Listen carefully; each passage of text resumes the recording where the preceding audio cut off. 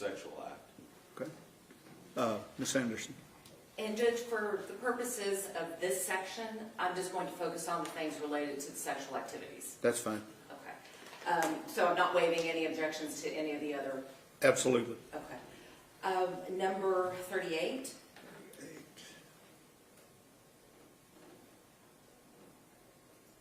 Same response, Mr. Berry? Yes, sir, Your Honor. Number 42. You know what? I'm going to grant your objection on 38.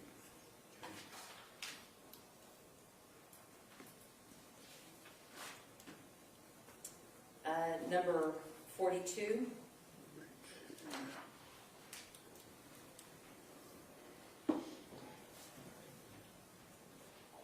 Okay. Same response, Mr. Berry? Yes, sir, Your Honor, and I would point out that the girl that is displayed in number 42 does not look unlike our victim in this case. And Your Honor, I would like to point out that the person represented in number 42 is an adult. I understand. And just because she is blonde, it doesn't mean that she resembles the deceased. Okay. Next point. Number 43.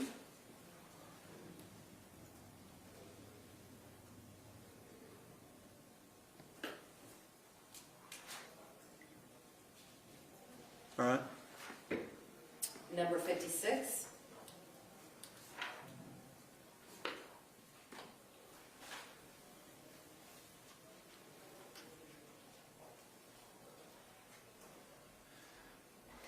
All right. Number 60.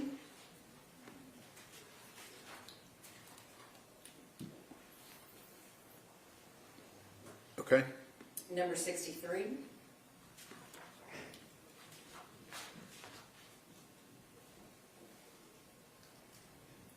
Okay.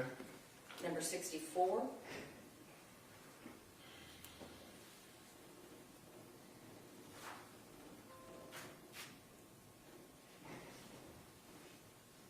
All right. Number 72.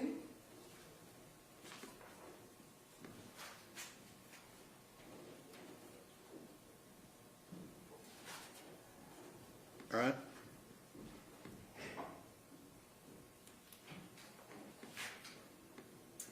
And that is it for that particular notice. Okay.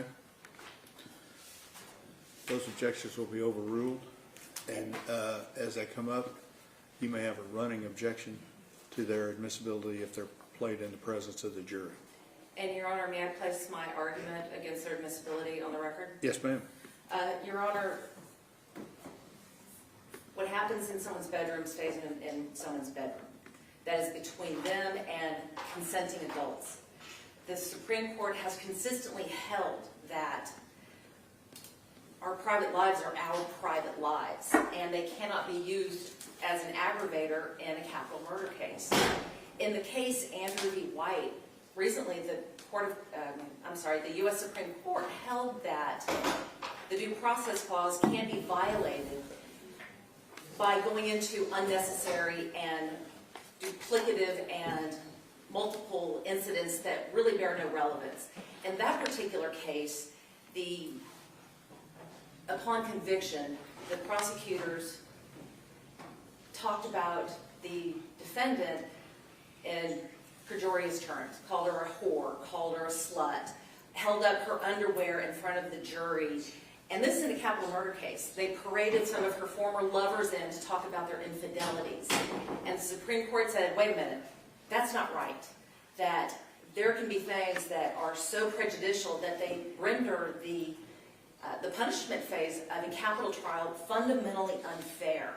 And that's what we're talking about here. If all of this is admitted, that does render the capital or the punishment phase of this capital trial fundamentally unfair. Now, in the Andrew case, what they were looking for was, with regards to victim impact statements, they asked about that being a categorical bar because of the prejudicial value of them. And I agree with the Supreme Court in that regard, in that there should not have been a per se bar, that it's going to be done on a case-by-case basis and things like that. However, with the Supreme Court went on to say that even though we're not going to give you the categorical bar for the victim impact statements, the due process clause is still in effect. And we look at the cumulative nature of the evidence, and we determine whether or not the cumulative nature of that evidence renders a verdict and a trial fundamentally unfair. Quite frankly, Your Honor, these are irrelevant. They are here for no other purpose than to inflame the passions of the jury and to allow the state to make those ridiculous comparisons saying, oh, they're blonde, therefore it must be the decedent, or reminds them of the decedent. Fundamental fairness. And this is not anything new. The Supreme Court has held on numerous occasions that when you have this accumulation of prejudicial evidence that the state brings, that they have crossed the line, that renders a case fundamentally unfair, and the Supreme Court has reversed convictions numerous times based on that. And so that's why we're asking that this not be allowed in. If you want to pick a few and say, you know what, bring that in. You know what, bring that one in. But the cumulative nature of the instances that they are trying to bring in is just fundamentally unfair. Especially when you're talking about things that occurred between consenting adults. There's no crime against having a threesome. There is no crime in trying to find somebody else to have a threesome. There is no crime in bragging about your sexual escapades. I mean, if our president can brag about it and do his locker room talk, then, and that's not, held against him, then why should that be used as an aggravator in a capital case to try to give Mr. Horner the death penalty? And that's what we're talking about. This is a life and death situation. And when we're talking about fundamental fairness, it is exceptionally and incredibly more important in a capital case because we don't get do-overs if he's executed. And so that's why we're asking that if you're not willing to exclude all, then you need to at least exclude some to take away the taint of the fundamental unfairness. Your argument is received and the ruling remains the same. Are there on the other notices, do we need to address any of them in the other notices? There will be some, Your Honor. Do you want to wait until they come up and address them as they come up? Yes, sir. Okay. I think that will be the best for the ones in the supplemental notice from November the 19th of 2025. And that also might be best for the second supplemental notice for December 8th. Does the state anticipate having any of that testimony today? No, Your Honor. Okay, so we can address that as it gets closer? Yes, sir. Okay. And Your Honor, I believe the state had indicated that the majority of these others would be coming in the form of their expert witness. And so what I will do is I will reserve my objections to these other ones and address them as they arise. Okay. Your Honor, with regard, I just don't want there to be any mistake. I mean, the second supplemental notice, those are items that will come in, not the second supplemental, the first supplemental notice, the one that's in the middle. Those are items that are going to come in through the victims and the extraneous victims. Understood. Yeah. Yeah. Not through an expert. Right, I understand. No, Yeah. I was referring to the rest of them in the Right. first notice. Yeah, I'm with you. Okay. Anything else we need to do before we break to open the courtroom to let everybody get seated? Judge, we do need to re-urge our motion for continuance. Okay, that's denied. Anything else? How long do you think it will take? Because I have to go to the war room and grab something. Let's shoot for 9:20. That's 10 minutes. Would that give you enough time? Okay. 9:20, everybody.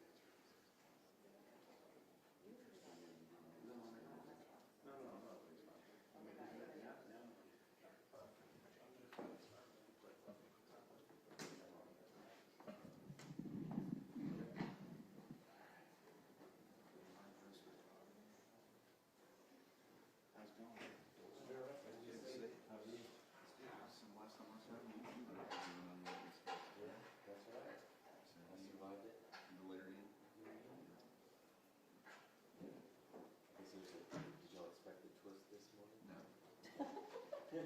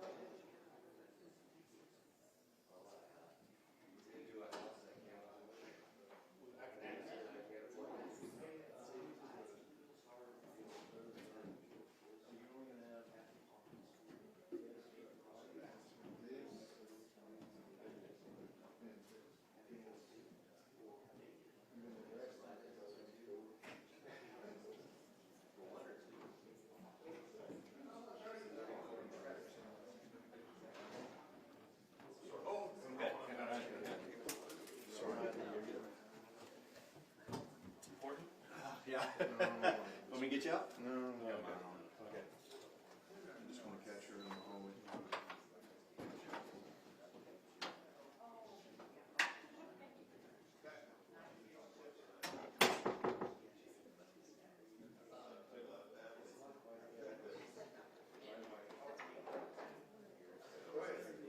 Oh, you want to sit in there?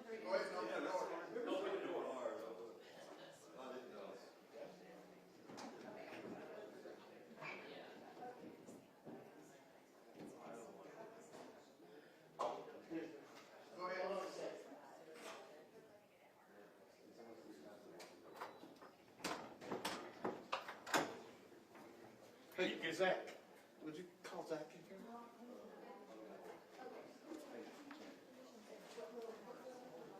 gonna yell at We're her? gonna let our family in, but I don't know all of them, so I'm assuming Zach does.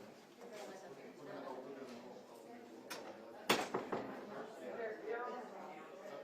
Okay, all right. Okay.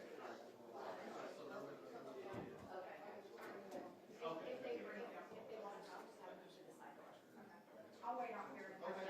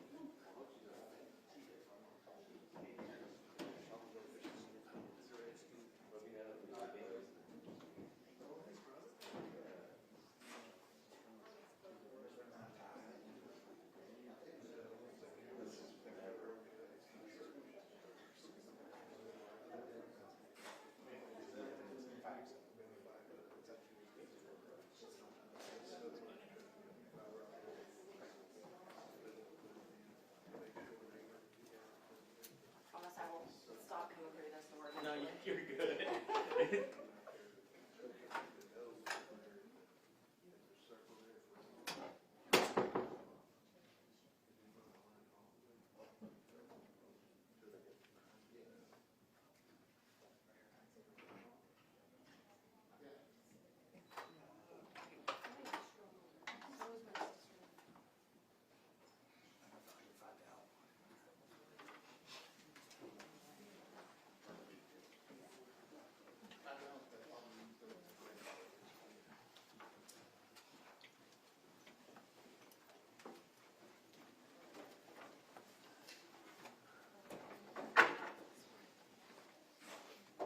Problem solved, right? There you go.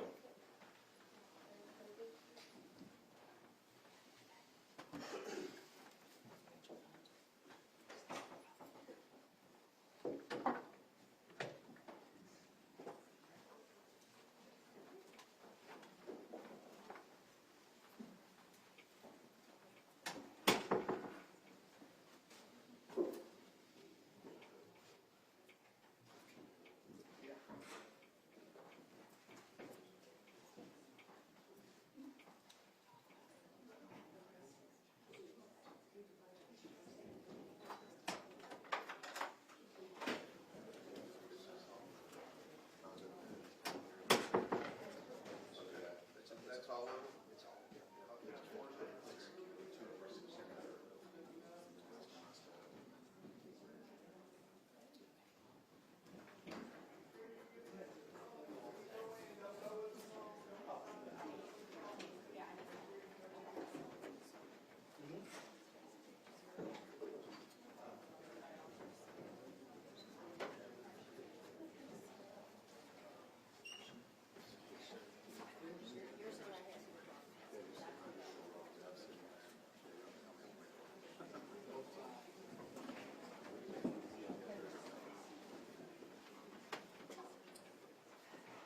And don't trust anyone else. I'll do this right either way.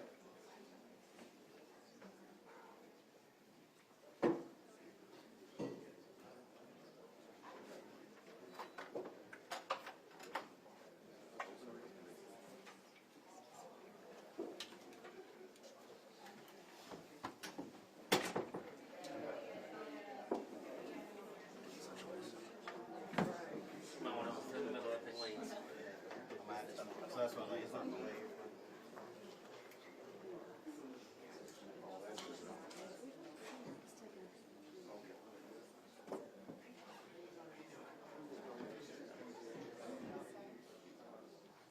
Those seats, just follow, just go next door.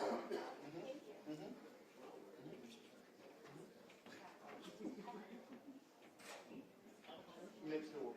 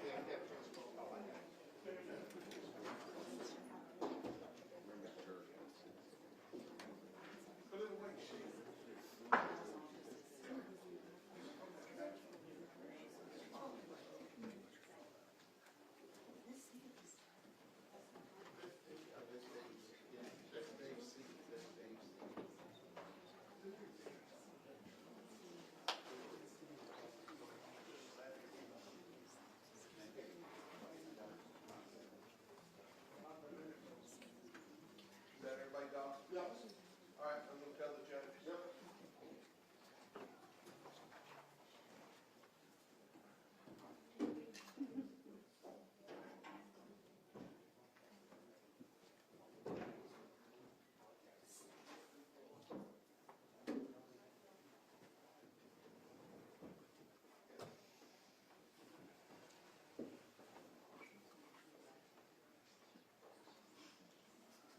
All rise.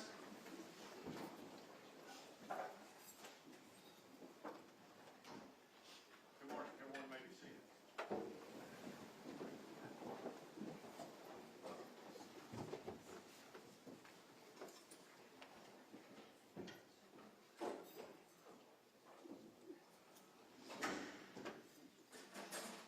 Judge, before we proceed, there's one other thing I need to tell the record. Okay. And that is, looking at the composition of the gallery, I would say about 80% of the people in the gallery are wearing pink. And pink is the signature color of the decedent, in this case, Athena Strand. And they have been asked repeatedly over the last 3 years to do pink outs, wear pink in support of Athena. And so we just want the record to reflect the number of people that are here in the gallery that are wearing pink, just in case it becomes an issue later on. I don't see anything in the clothing that indicates any type of advocating for a certain position or anything like that, so your notice is noted. Are we ready for the jury? Ready, Your Honor. You ready? Yes, Your Honor. All right, let's go to work. Ready, Judge? Just right here, yeah. All rise for the jury, please.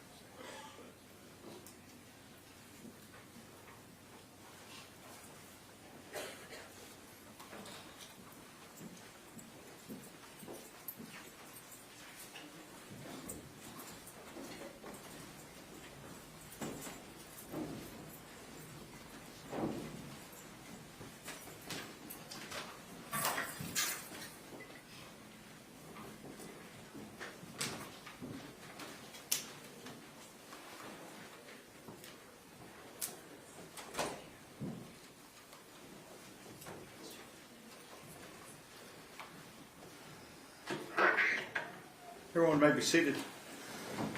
Good morning. we are ready to proceed. I apologize for the delay. I need all of you to raise your right hands for me, please.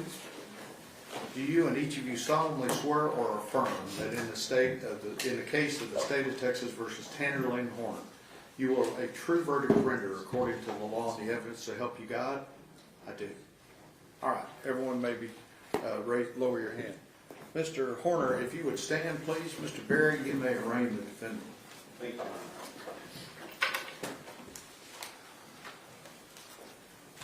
May it please the court? Yes, sir.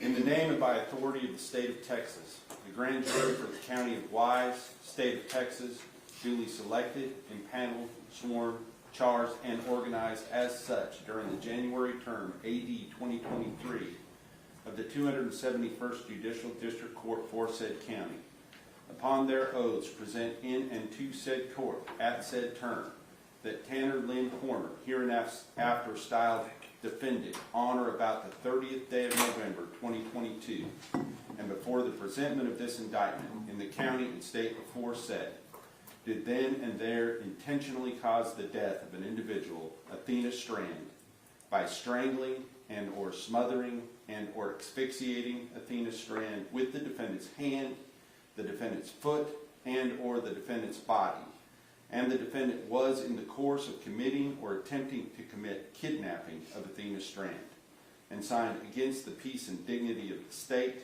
by the foreperson of the grand jury. Mr. Horner, to the charge of capital murder, you may plead guilty or not guilty. What is your plea? Guilty, Your Honor. Thank you. I will accept your plea. You may be seated. Thank you. Ladies and gentlemen, when a defendant pleads guilty to an offense, I have done admonishments to him outside of your presence and am satisfied that this guilty plea is given freely and voluntarily. So as we get into the trial, I will give you an instruction at the appropriate time for you to find him guilty. Okay? There will no longer be a first phase of the trial to where you will be determining whether or not guilt has been proved beyond a reasonable doubt. I will give you an instruction to find him guilty. So now your sole duty will be to listen to all of the evidence that is going to be presented to you, because you will be using that evidence to determine the proper punishment to be assessed. You will hear the evidence in the same manner, I anticipate, had Mr. Horner pled not guilty.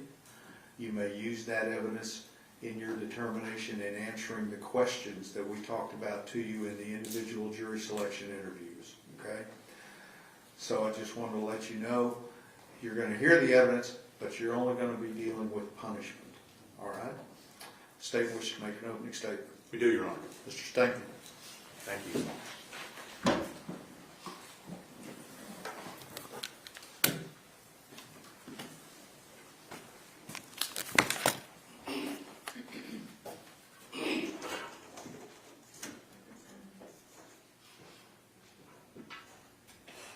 Your Honor, I'm going to object showing evidence in opening statements. That's overruled. Little change of plans this morning. Welcome. Thank you all for being here. Sorry to keep you waiting. This is what this case is about, right here. You know, when I looked at this case, most lawyers, when they have these types of cases, they have kind of a theme of the case, something that sits with them, something that touches them here.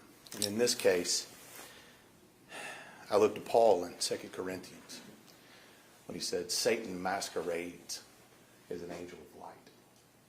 And that's what we have here. Let me tell you a little bit about what you're going to see today, what you're going to see over the next few weeks. We're going to present all the same evidence that you would have seen before in guilt.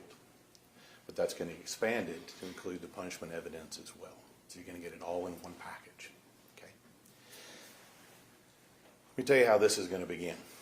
What we're going to start with first is we're going to introduce you to Athena, which is the most important thing, and that's the reason why we're here. So let me give you a little evidence here. Athena's last day. She was in school. She was in Miss Thompson's first grade class. She had a rough day that day, and you'll hear Miss Thompson talk about that. She's strong-willed, very precocious. She's 7. Miss Thompson's going to talk to you a little bit about that last day and tell you what went on and why that's important. You've heard that name over and over, Athena Strand. Born May 23rd, 2015. It's sad that we have to talk about a child in the past tense, who she was, what she liked, who were her friends, who were her parents.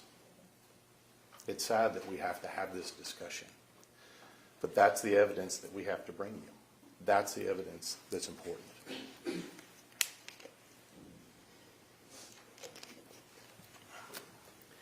Now, in this particular case, I'll tell you a little bit about this picture.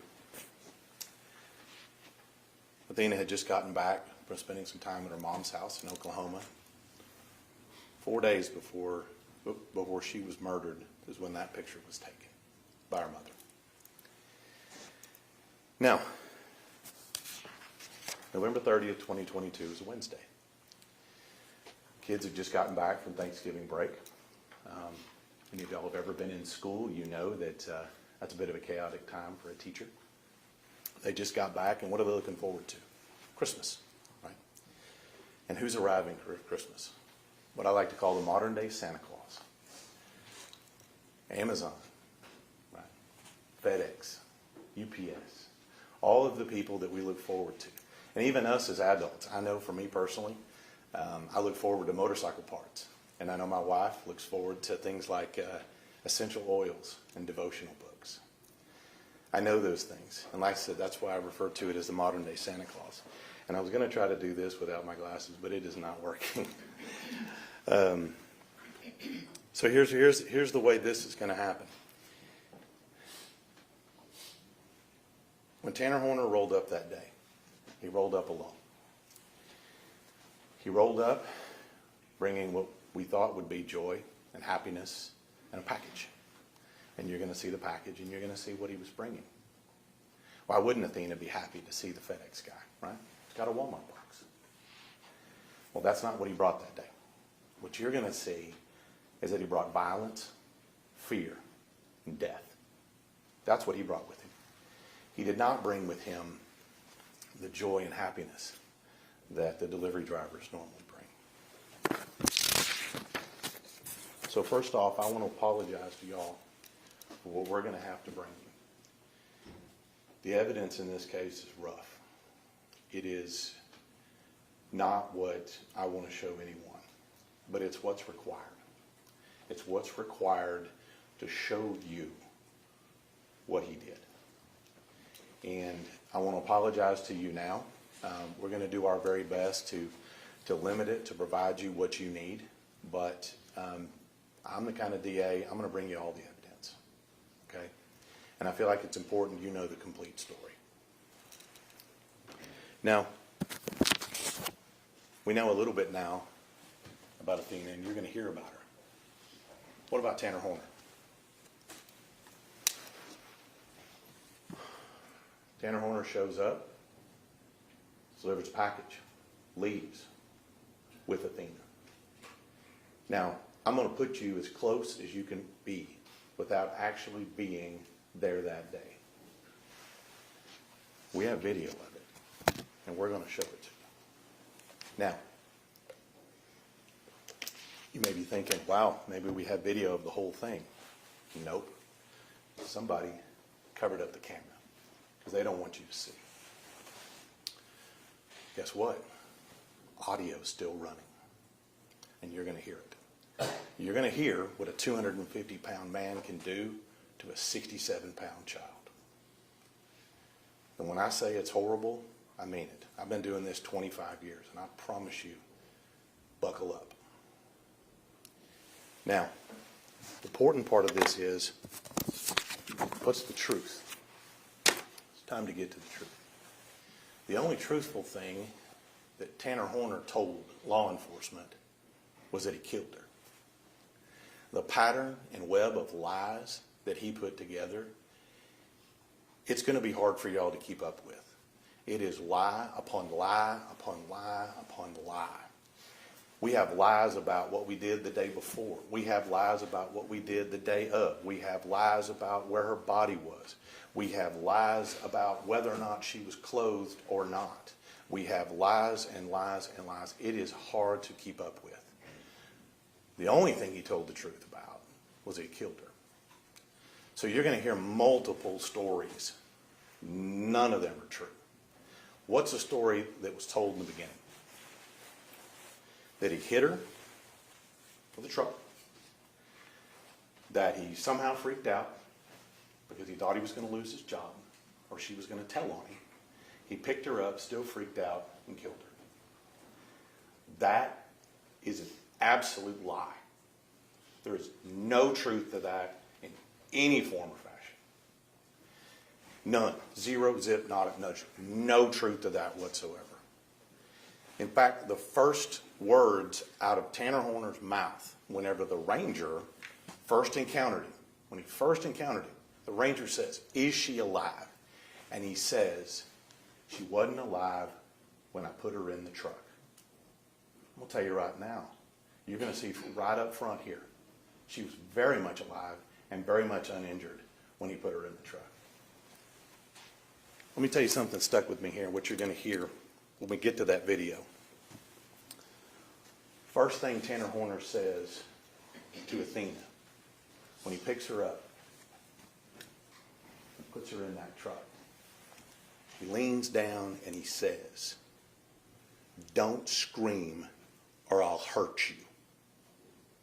He says that twice. You're going to hear it. We're going to put it on screen for you. That's the first thing out of his mouth. He made good on it. Now, where do we go from there? Now, you're going to be able to hear it all on audio.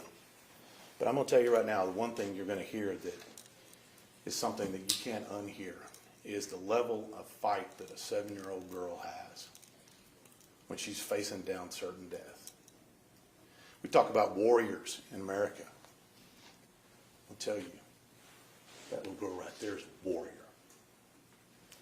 She fought with the strength of 100 men.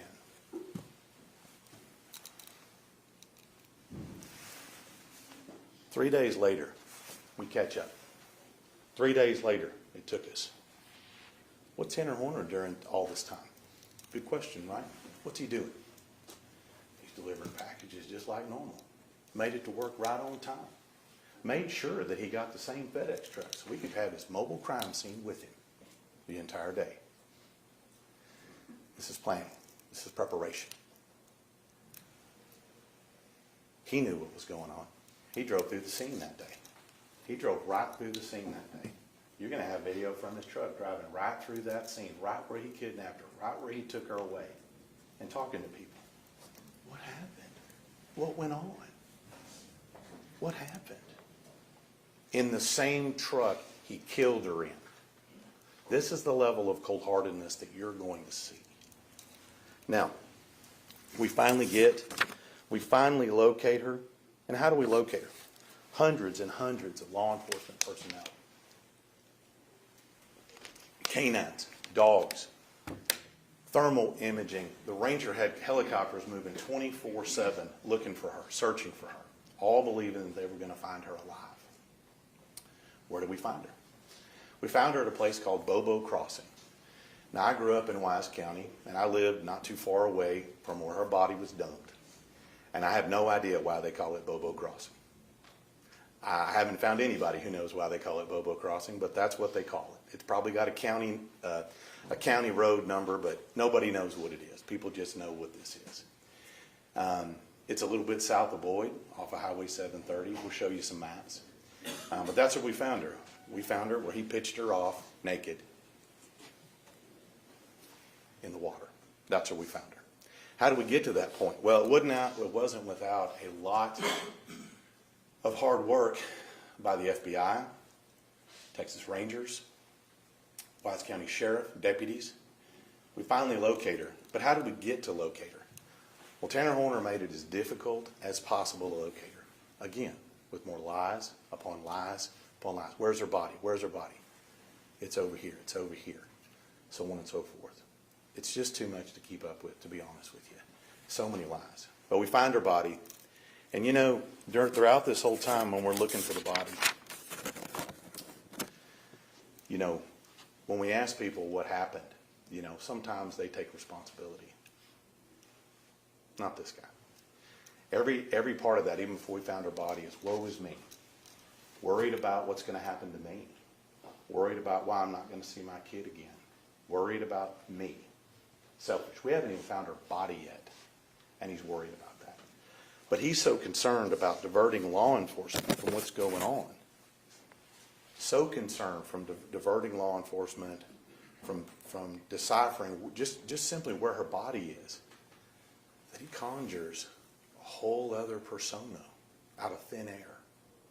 And all the ranger had to do is look over at him and say, hey, I want to talk to the other guy. Okay, we'll talk to the other guy, and we'll tell you what happened. But that other guy lies as much as it was before. And that's the problem with all of this. We finally find her body, and here's what you're going to see once we find her body. Now, this is where we start getting into punishment. Obviously, the judge has already talked to you about, at some point, he's going to instruct you to find him guilty in that particular case. We're going to talk to you a little bit about punishment. Now, I hadn't planned on talking about punishment today. Change of events. Got to switch gears. What does punishment look like? Well, we have DNA. Not only do we have initial DNA from Athena that has Tanner Horner's DNA under her fingernails, we also have DNA, Tanner Horner's DNA, in places where you shouldn't find DNA on a 7-year-old girl.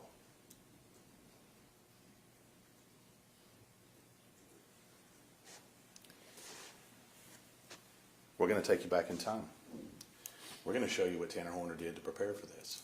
Covering up the camera, setting this up. And he was there 24 hours before on the same road at a different house with a different girl. It looks eerily similar to what you're going to see on Athena's video the night before. Again, preparation, planning. Okay? So, let's talk a little bit about what you may see in this particular case. We're going to show you the whole video, and we're going to show you how he did it, because I think that's important. It's an hour. It's not 5 minutes.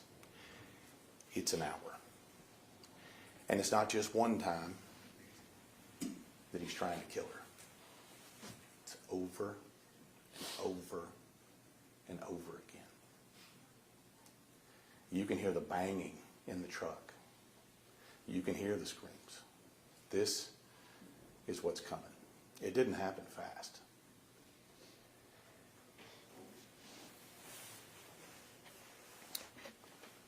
Now, when it comes to punishment,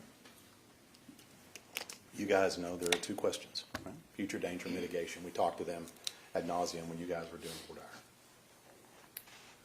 I'll submit to you that the level of violence that one person can inflict on a child is important.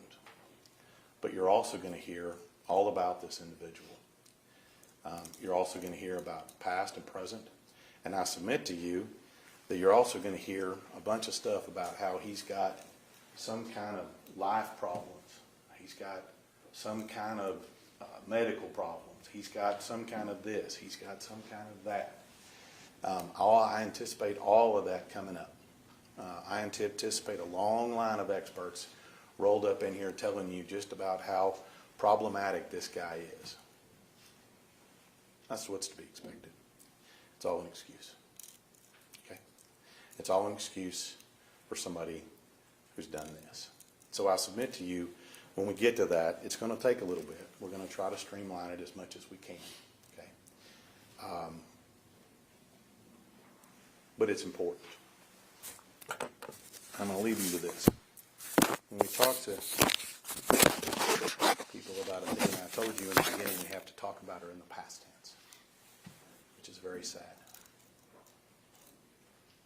Remember why we have to talk about it in the past tense. Today, we're about a month away, a little more than a month away from Athena's birthday. She would have been 11. Would have been 11. She would have been looking forward to summertime. She would have been in the 4th grade. Key word is would. It's in the past tense, and we know why. We're ready to present this case to you. We appreciate you being here. Thank you. Judge? Mr. Goble, we wish you make it open. I'm sorry? We wish to make it opening, Your Honor. Okay, Mr. Goble. Thank the court. Yes, sir.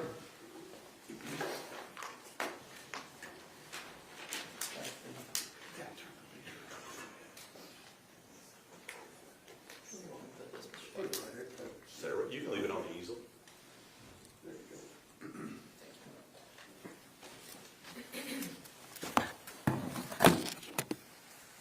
Morning. About this time last year, in the NBA playoffs, there was a player named Tyrese Halliburton.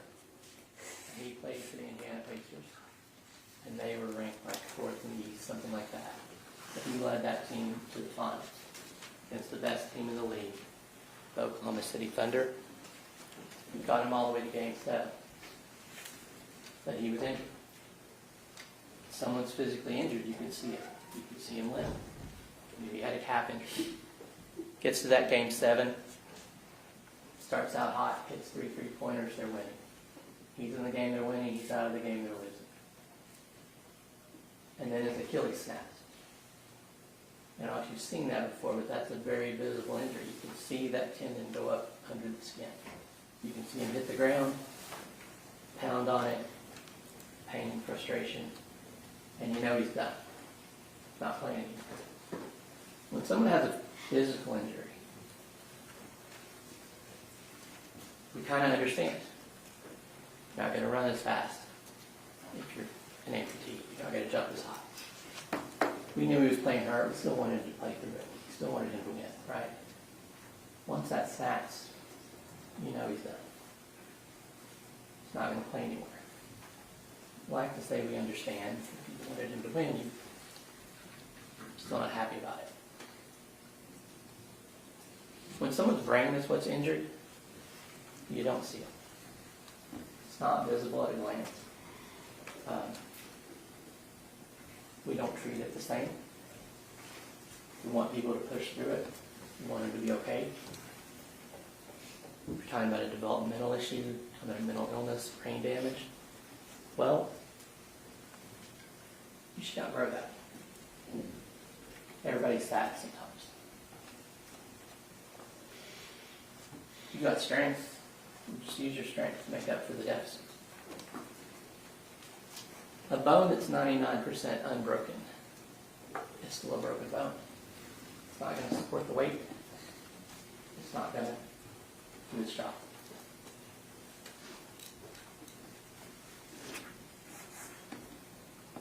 There are experts that can tell you, measure, testing, research, what's wrong with the brain, why it's not functioning the way you expect it to. They can show you causal links between what's wrong with the brain and how someone behaves, why they don't fit in, why they don't function the way someone who doesn't have those deficits functions. But do we really need that? It's not true that we don't know when something's wrong with someone. You know that someone ain't right. They don't pick up on the social cues. They can't solve the problems they should be able to solve with the intelligence they have. They can't put themselves in someone else's shoes the way everyone else does. The way you have to. Tanner's injury actually began before he was born.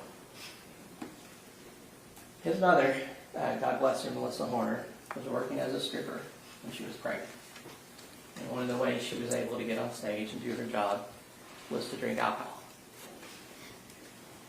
if you're exposed to alcohol prenatally before you're born, it doesn't have to be a lot. It can be in the first trimester. We know now that if it's just on the wrong days of gestation, it will cause permanent injuries. Now, Melissa continued throughout Tanner's life to this day to have issues with substance abuse with the law. So she was not there for him a lot. Kind of in and out of her care. His dad, unfortunately, had similar issues, more legal, more substance abuse, and he wasn't there much either. So he was raised by Jackie Harbison. Jackie is a wonderful grandmother, and she's done the best she can with him. She had him tested at a young age, and the school determined he had Asperger's, which is now considered a form of autism spectrum disorder. Now, autism ranges from some mild quirks, some social issues, things like that, all the way up to being unable to function. That's why they call it a spectrum. Tanner received services throughout his school life until he was 18. Autism is one of those things, though, that you're taught skills to deal with. It doesn't go away. It's not something you outgrow. A lot of people, as they get to adulthood, have learned skills and are able to cope. You're going to hear evidence about Tanner's autism. Tanner, unfortunately, has also suffered various mental illnesses throughout his life, been diagnosed, he's received treatment for, and some of those are ongoing. We will hear about those and what issues he has there. And finally, you will hear evidence that Tanner, at some point, presumably during his developmental years, was exposed to a massive amount of lead. Testing shows that he has 24 times the amount of lead that a person his age should have in his bones. You don't have to be a scientist or a doctor to know that lead has terrible effects on the brain and on the body.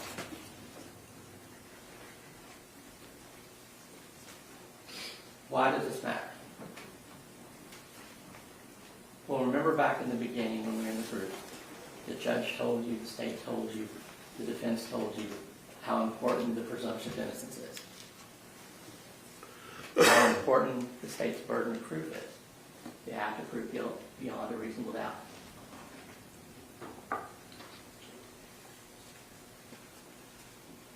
Tanner has done what he can today by pleading guilty, accepting that he's going to spend the rest of his life in prison. Now, I understand I have a different perspective on this because I've represented a lot of defendants who won't do that. The evidence is overwhelming. The state said it's terrible. I hate that we all have to sit through it together. But all across America today, there are defendants that are relying on that presumption of innocence and that burden of proof in their cases to try to get a non-guilty verdict, no matter how the evidence is stacked against them. You even heard in that group 4 years that we did that the state suggested we might try to get a non-capital verdict in this case, a lesser included offense. We're not doing any of that. So where does that lead you? We've already talked about it. That's why we spent the time in individual board hour going over everything. You've taken that oath now, that second oath we talked about, to follow the law. And the law in Texas never requires a death penalty. The law in Texas is always satisfied with life without parole. Objection to argument, Your Honor. Overruled. Life without parole is a terrible punishment. You are being asked to use your personal moral judgment to apply that special issue number 1 to the evidence that you do here. It's going to take a while. It'll be from both sides.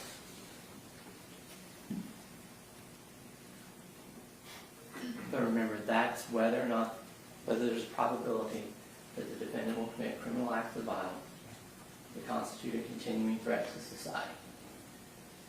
We believe when you heard the evidence, you'll realize that the type of damage that Tanner had to his brain actually makes him a good candidate for structure and rules. It's probably what he's always needed. And when he goes to prison, he will be under threat. He will not be the one threatening you. If you find beyond a reasonable doubt that he is a continuing threat to society, then you'll use your personal moral judgment to consider that second question. Whether or not there's a sufficient mitigating circumstance or circumstances to warrant a life sentence instead of a death sentence. We talked about that already too. What is a sufficient mitigating circumstance from the evidence? It's whatever you find sufficient to justify a life sentence. Remember, you don't have to agree on why he isn't a continuing threat to society, and you don't have to agree on what a mitigating circumstance is.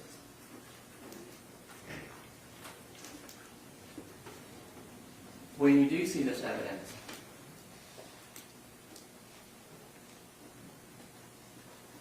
the break is obvious.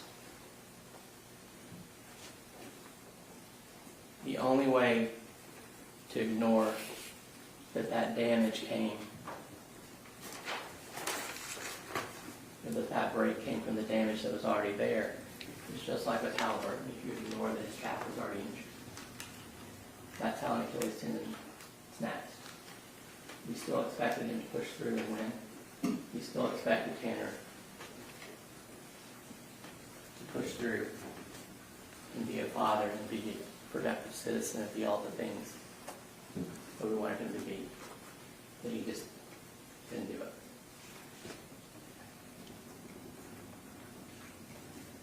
So what I'm asking you to do is to not close your eyes to what you see about who Tanner is and how that applies to those two special issues. Not close your ears and not listen, not pretend that damage to the brain isn't real. Speak up, fulfill your oath, sentence him to life without parole.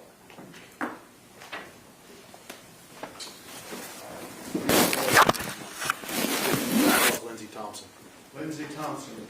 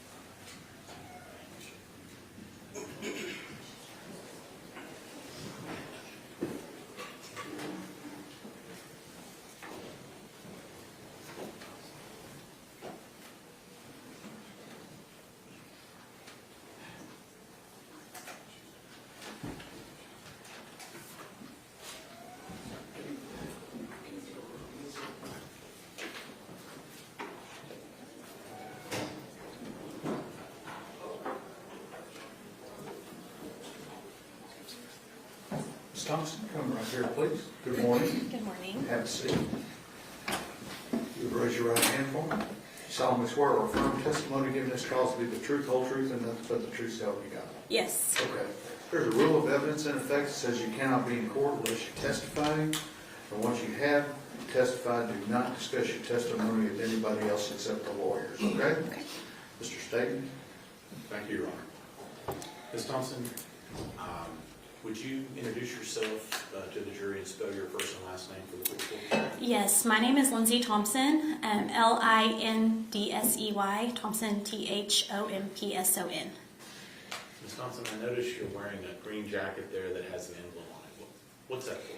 I am a first grade teacher at Paradise Elementary in Paradise ISD. Can you tell us a little bit about where Paradise is located? Paradise is about 40 miles northwest of Fort Worth.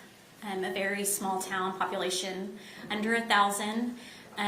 Very small schools, one stoplight, your typical small town. And tell me about Paradise ISD. How many kids do they have, and what size school is it? UIL classifies us as a 3A district. We have about 100 students per grade level, give or take a little bit. And you said you're a first grade teacher? Yes, I am. How long have you been a first grade teacher? I have been at Paradise ISD this is my 7th year, and prior to that I was in another district for 5 years teaching first grade.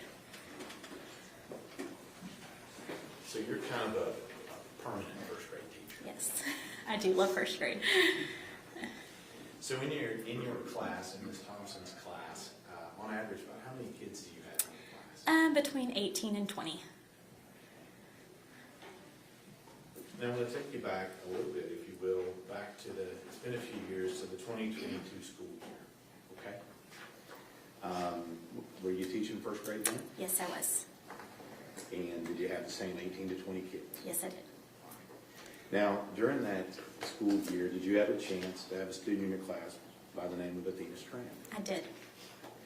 And tell me, when did she come to your class? The first time I met Athena was at Meet the Teacher night. Her stepmom brought her in, and I vividly remember her coming in. She had all of her supplies. She was so excited about being at school. I can just still remember her just standing there, just excited to be there. And that was the first time that I met Athena. And tell us a little bit about what kind of student was she? I adored Athena. She was so much fun. She was a free spirit. She loved drawing. She loved to write. She loved to color. She was just your typical, 7-year-old little girl that just loved life. She would come in with, stickers on her hands. She loved to dress up. Like, she truly was a free spirit. Like, there's no other word to describe her. Like, she definitely was a true gem. I'm going to bet when you say free spirit, is that kind of a nice way of saying that she might have been a little more enthusiastic in your class than some other kids? Yes. She's one that would stand up for herself. She would speak her mind when she wanted to. She loved to talk and socialize with her friends. But that's just who made her who she was. So let me ask you, how long, you said it was Meet the Teacher Night. When does Meet the Teacher Night normally happen in a year? In August, like about the week before school starts. And then she was in your class through when? November 30th, 2022. Now, just so that we're clear, can you describe her physically for the jury? Yes, she was thin and petite. She had blonde hair that sometimes she'd wear up, but most of the time it was down, wavy. She had perfect color skin, but she was always smiling. Judge Matt? Yes.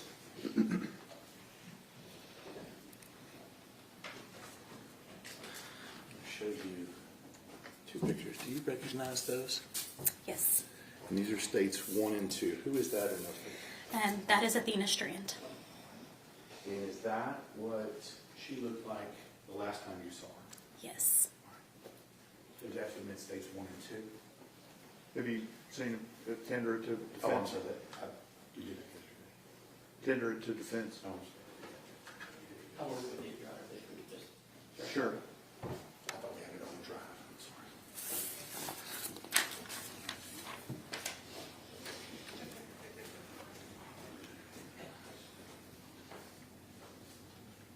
I'm sorry. Okay. States Exhibits 1 and 2 are exhibits. We published 1 and 2? Yes.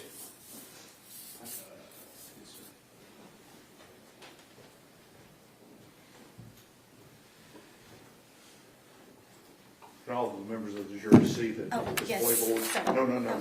Can all the members see the display board? Okay. All right, well, when the computer figures itself out, we'll talk about that in a second, all right? Let me go.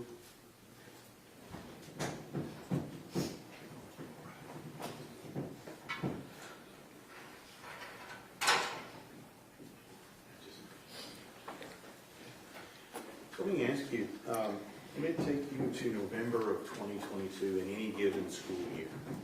What is going on in November of 22 in any given school year in Ms. Thompson's first grade class? Well, at the end of November, we are getting ready for Christmas, so it's a little bit chaotic, but everyone is super excited about Christmas coming, so we're doing Christmas crafts, writing Santa letters, just all the fun things that bring magic to first graders back at school.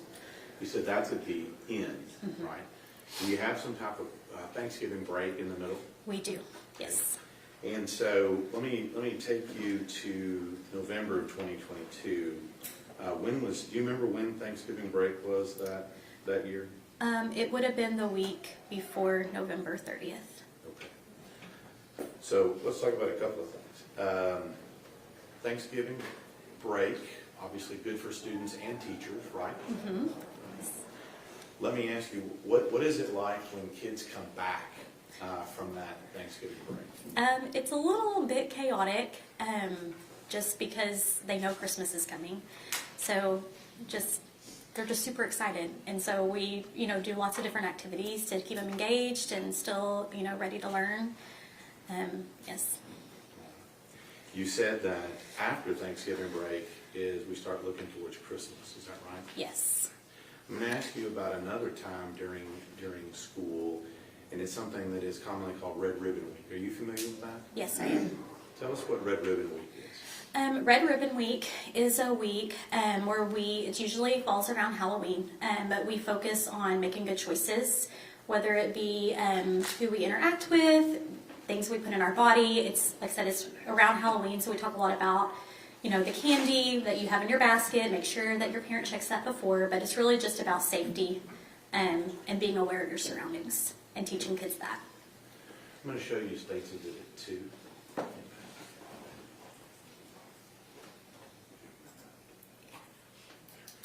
Tell me what you notice about that picture. She is wearing her Hocus Pocus shirt, and she did love Halloween and love dressing up. So, was Athena in your class after you come back from Thanksgiving break She was, and doing those activities you talked about? yes. And was she there during Red Ribbon Week that year? Yes, she was. Right. Judge it for me. Show you the warrant, States Exhibit 4. Do you recognize that? Yes, I do. And what is that? That is a journal entry from Athena's journal. And how do you know that's from Athena's journal? The following day after she was found, I looked in her journal at school, and this was the last entry in her journal. And you recognize that as her journal? Yes, it is. Take me down to Mid-States 4.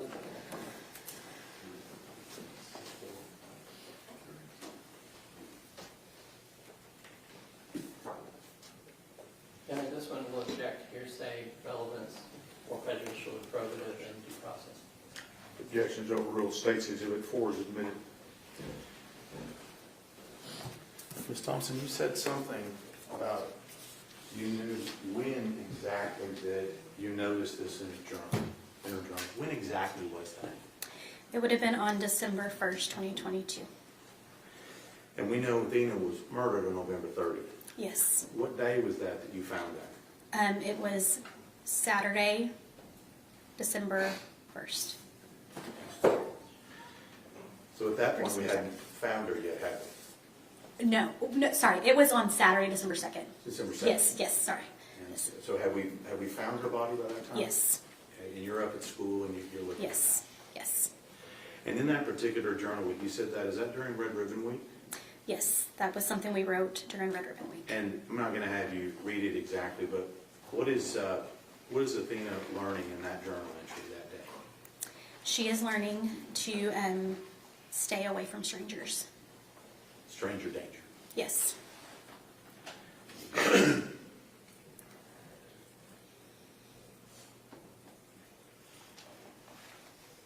as part of her schoolwork and stuff during that week and that journal entry, what's going on during that? What are the students learning about?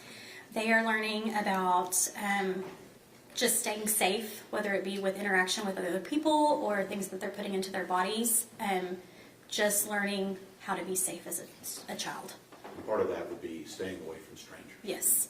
Or people that children know are strangers. Yes. Now, I'm going to take you to the...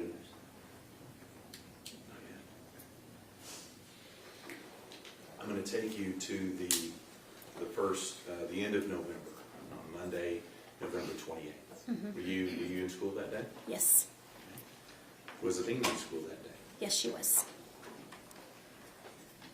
I think you talked a minute ago how you guys were doing Christmas stuff. Yes. How far away from Christmas break at that time? About 3 weeks.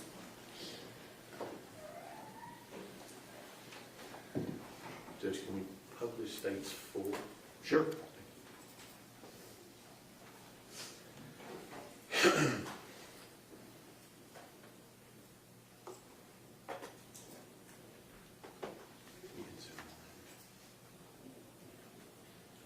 Is this what you were talking about before? Yes. Is her writing? Yes. And that was the last writing she had in your class? Yes. Let's talk a little bit about that last week. Okay. So Monday is the 28th, Yes. and I'm going to take you to that Wednesday, November 30th. Was Athena also in your class that day? She was. Now, I'm going to ask you a couple of things here, and just to verify this. When we show you States Exhibit 1, that picture of her, or States 2 in her Hocus Pocus, is that what she looked like on that day? Yes. And when I tell you, and I use the term mandatory reporter, do you know what that means? I do. What does that mean? That means as a teacher, I'm required to notify CPS if I have any concerns of neglect or harm. Right. And in this particular case, when we see those pictures of Athena that you had, is that what she looked like? Yes. Did she have any bruises or other injuries on her No, back? she did not. No? Okay. And I didn't tell you this in the beginning, but she's taken all this stuff down. So when I ask a question, Okay. then you answer right back and forth, Okay. okay? Okay. I didn't mention that before. Okay. All right, so let's take you to that Wednesday. She's in your class, and anything go on that day that was unusual or out of the ordinary? No, I mean, it was a typical, middle of the week. Like I have talked about before, it was, right before Christmas, so everything was a little bit chaotic. As teachers, we have to really, make sure our classroom management is strong during that time. Athena, that particular day, she was talking a lot and, just being a kid. And so I did have to write her binder that afternoon just to let, parents know that she did have a little bit of struggle that day. So a little bit of a rough day for Athena that Yes, yes. Let me show you, what we marked as States 3. Can you tell me what that is? Yes, that is a writing that Athena did from the first week of school. We read a story about being a good listener, and then the students responded by how they can be a good listener.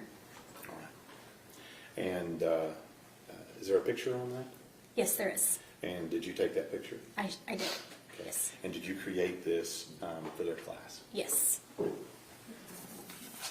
Judge, we'd ask if it's States 3. Sorry.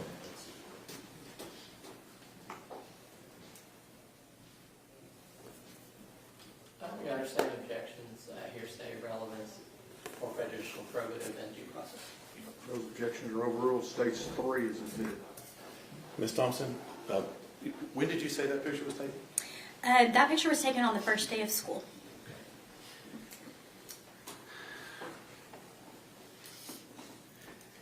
know, when was her last day of school? November 30th, 2022.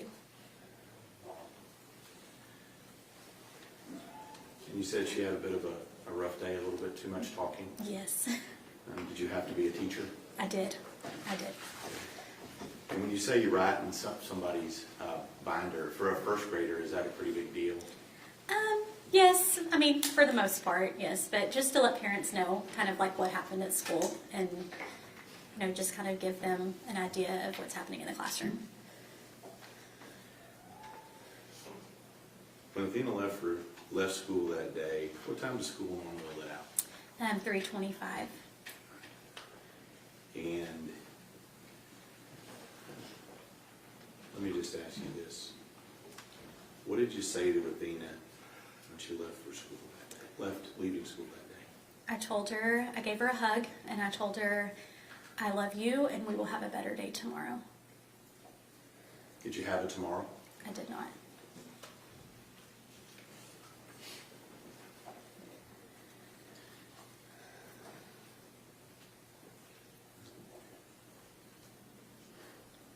When's the next day back at school?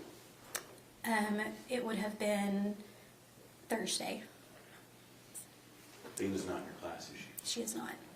What about Friday? She's not in my class.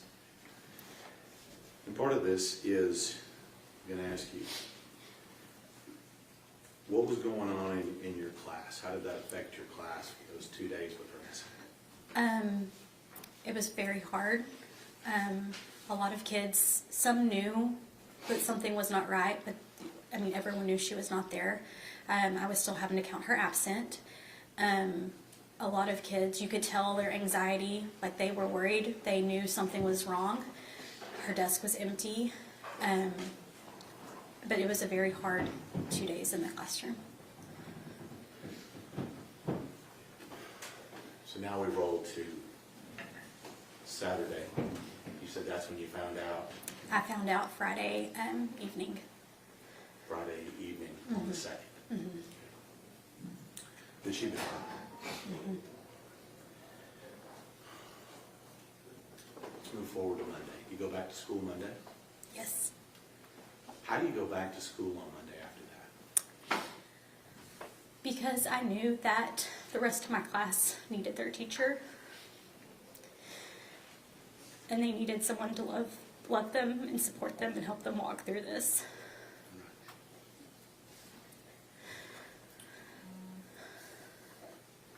So what's happening in the school that day, that Monday? We have a crisis team, which includes local counselors within our district, people from local churches. They come in to talk and support kids. We read off a script of letting them know that their classmate is no longer there. We do activities to try to help them begin the grieving process. There's just a lot going on, like just trying to help kids cope and learn. Like this is a big thing for them at 6 and 7 years old to have to walk through. And so there's just a lot of counseling, guidance, and support that is happening. And at this point,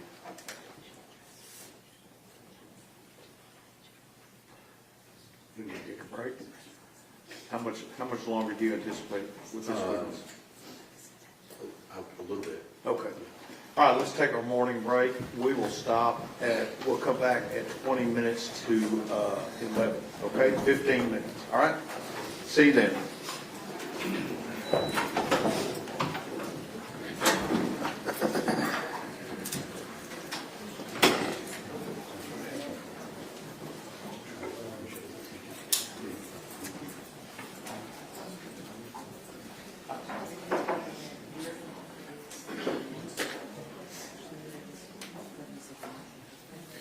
All right, 10:40, everybody.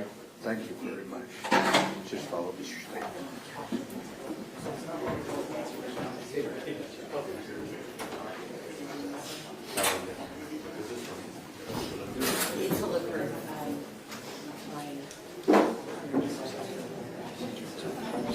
To look for Come on, back in. come in here for an objection. I'm Okay. Got you. Just wait until right before we get started. Okay.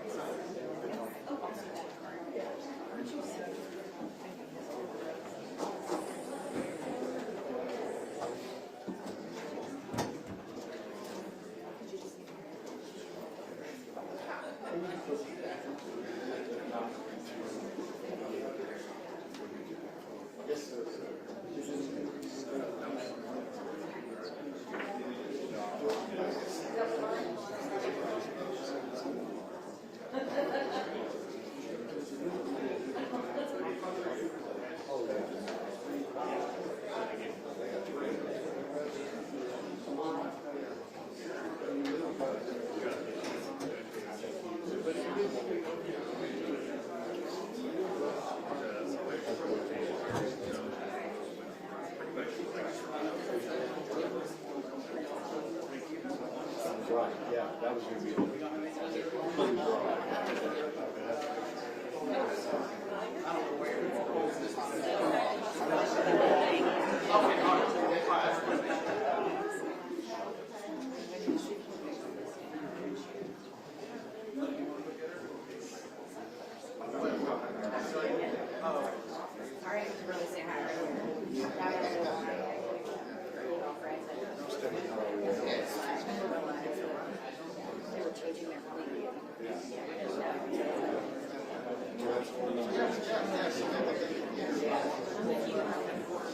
Michelle.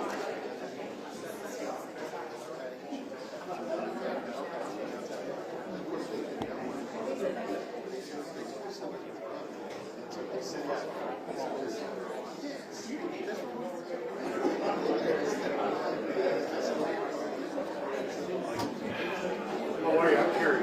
Martin. Martin. How you doing? I'm doing great. Sorry.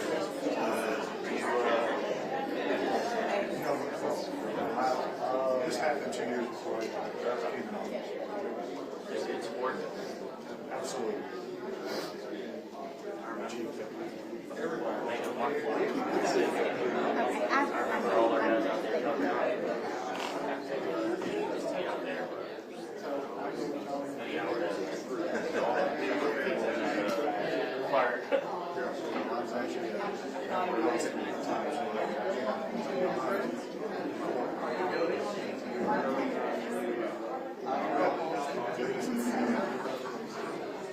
Speed up these things. That's probably I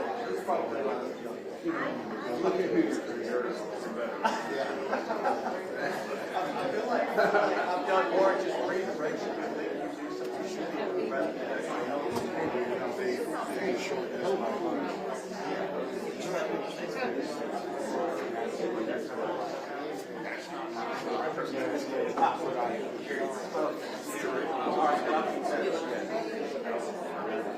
It's not my job.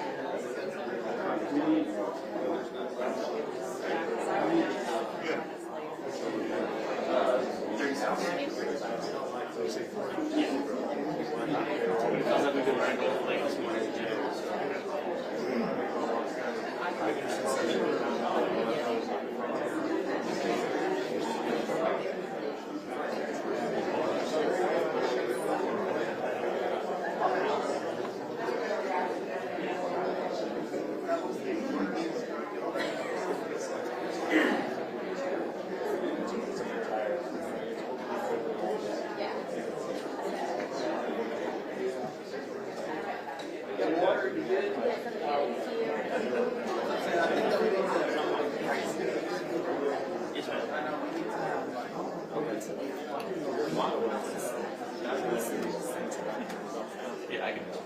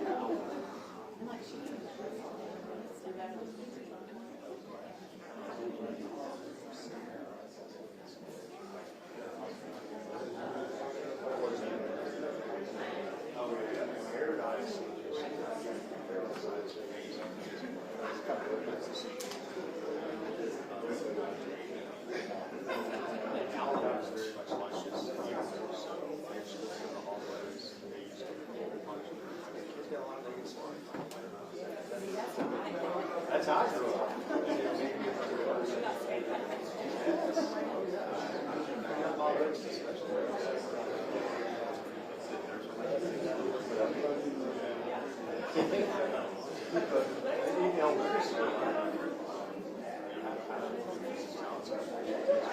She had a big wood pile and had a name, Big John.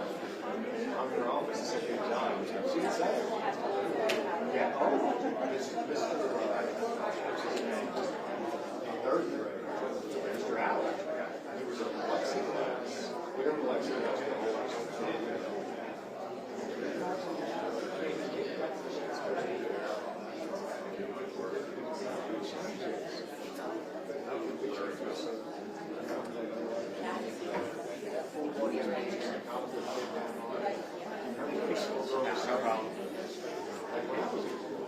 Cops came out, I was like,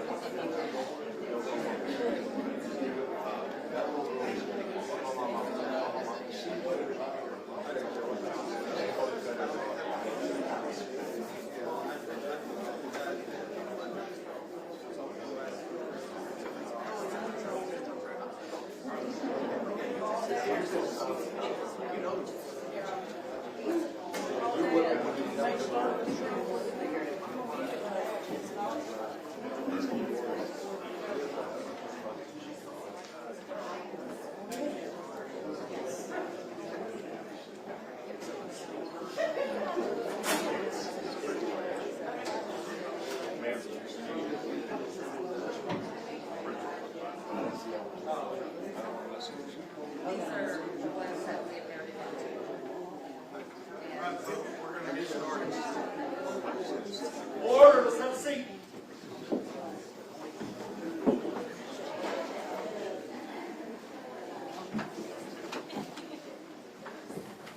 All right, before we get started, Mr. Goble, there's something that you wanted to put in the record. Yeah, Your Honor, I would like to object. We have quiet in the court, please.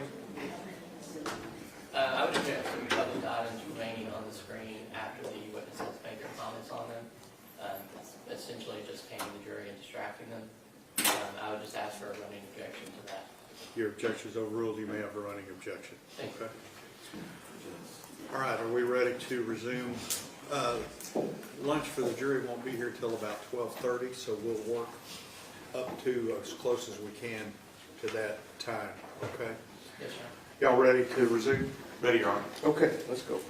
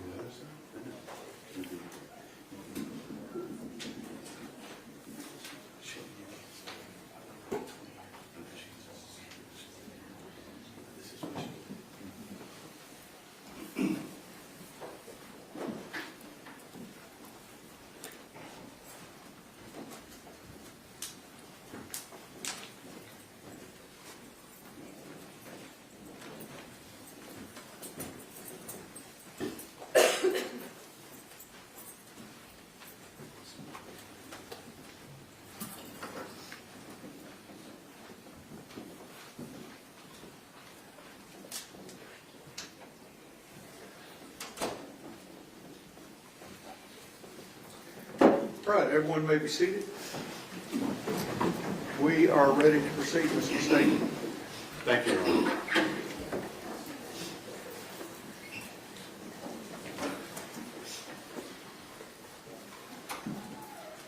Thompson, when we left off, we were talking a little bit about your classroom that Monday and what's going on, and you talked about we had counselors there, is that right? Yes, that's correct. Okay. And what was going on with the kids in your classroom that day? They were very confused. You know, as 6 and 7-year-olds, they have a really hard time understanding the loss of a friend. We did a lot of grief groups. We read stories, just trying to help them start that grieving and healing process. And in this particular situation, are they aware of what had happened to her? Yes, they were. So they know that she was taken against her will and murdered. Yes, And these kids are how old? 6 and 7. Let's talk about you. You've been teaching how many years total now? This is my 12th year. And how does this affect you as a teacher? When I look at my life and career, I have before Athena and I have after, and it looks very different. How so?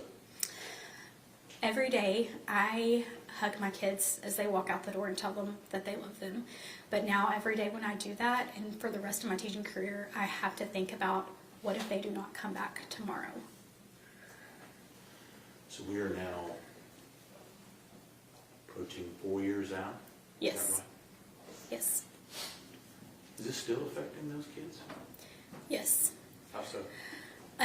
There are several of those students who, they are now in 4th grade, and there are several that are still having outside counselors.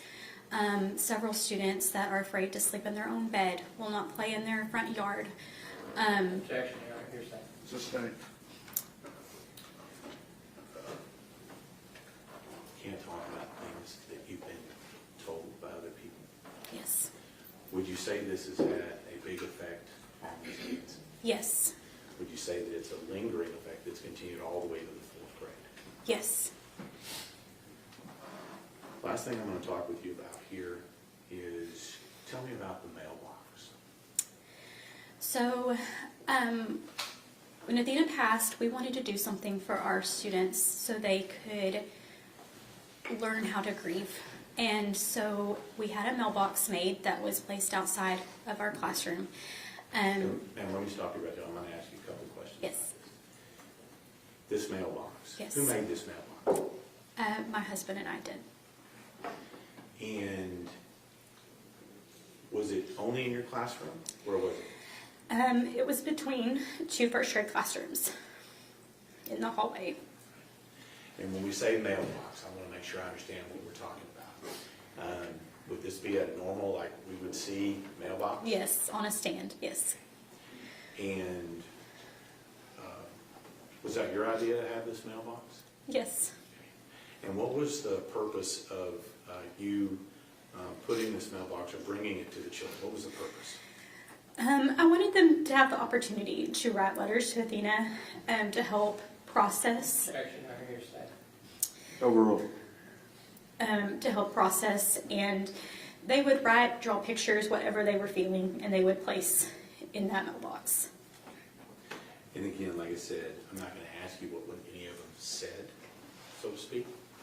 So you're saying the purpose was for these kids to be able to express themselves by writing or coloring and put in that mailbox. Yes. And so that mailbox, when did it arrive in between the 2 first grade classrooms? The day that we returned to school, so that Monday. Okay. And did you get some letters in? A lot, from all grade levels. So did the mailbox stay there in your classroom? Where did it end up? We eventually moved it inside the classroom, but it began to get too much for the kids.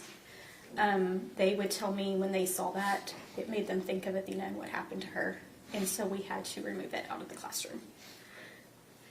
And so how long did this mailbox, was it a fixture in the school? For the remainder of the year, we moved it up to the front office, and kids still continue to put things in there, but it was in a different location in the office. How many letters do you think you got in that Oh, I'm over 100. And just a little bit of in the school before it let out. Yes.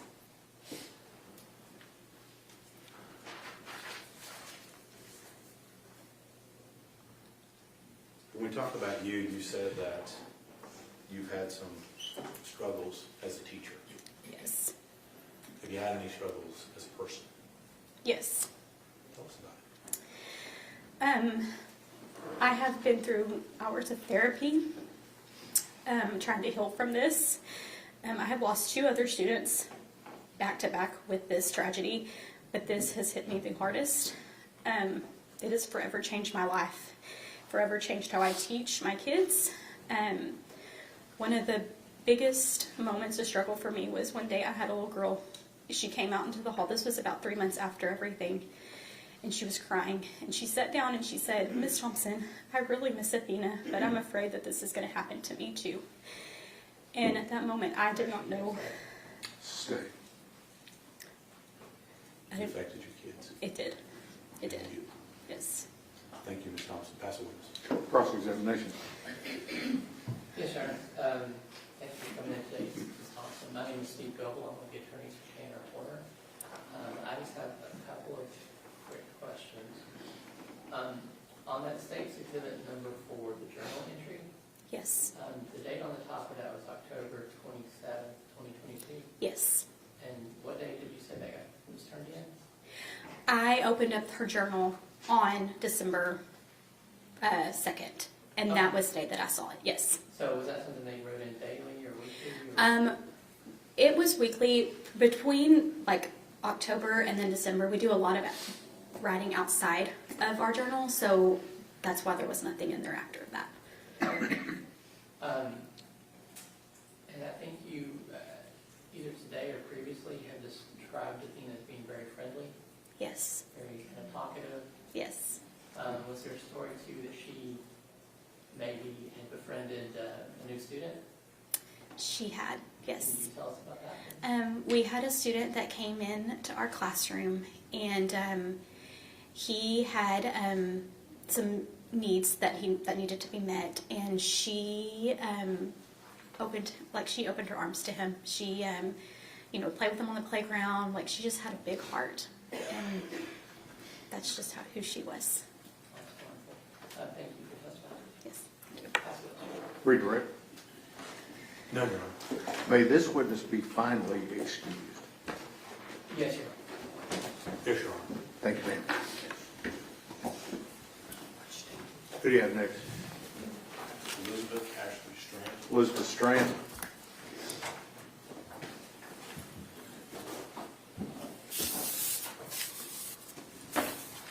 Your Honor, can we approach from there? Sure.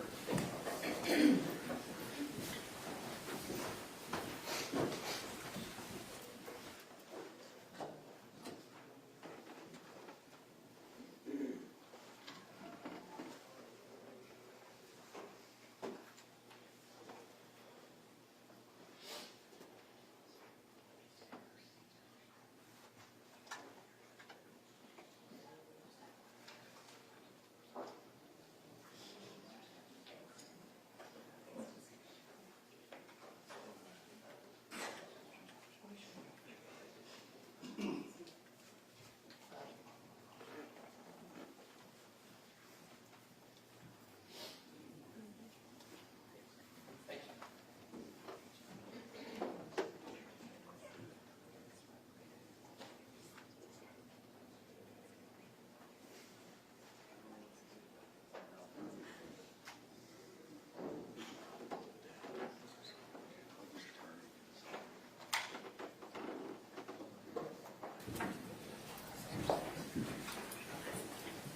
Good morning. You would raise your right hand for me. You solemnly swear or affirm testimony given this cause to be the truth, whole truth, and nothing but the truth, so help you God. Yes. Okay, give me a lower your hand. There's a rule of evidence that's in effect, says you cannot be in court unless you're testifying what you have testified. Do not discuss your testimony with anybody else except the lawyers, okay? Yes. All right. Whose witness is this? Mr. State. Yes, Your Honor. You have a little bit of me today. Okay. Ma'am, your first name is Elizabeth. Is that the common spelling, Elizabeth? Yes. Okay. But you go by Ashley, is that right? Yes. And how do you spell Ashley? ASHLEY. And as it applies to this case, your last name's Strand? Yes. Okay. And I'm going to take you right to this. I want to take you back to November of 22. Okay? Okay. What was your address at that particular time in November of 2022? 268 County Road, You 35. need to speak up a little bit closer. Okay. It's 268 County Road, 3573 in Paradise. Okay. And just so you're aware, we want to make sure everybody can hear what you have to say. Yes. All right? You're kind of soft-spoken, so you may have to pull that microphone up to you a little bit. You don't have my voice. Got it. All right. Let me just get a little information about that address. Where is that address located? In well, technically in Cottondale, but in Paradise. Okay. Those are towns, right? Yes. Okay. What county are they in? Wise County. Wise County. Okay. And so you said two towns. You said Paradise? Yes. And then you said Cottondale. Cottondale. Okay. And tell us just a little bit about Paradise as a town. It's a very small town. Like one stoplight kind of town.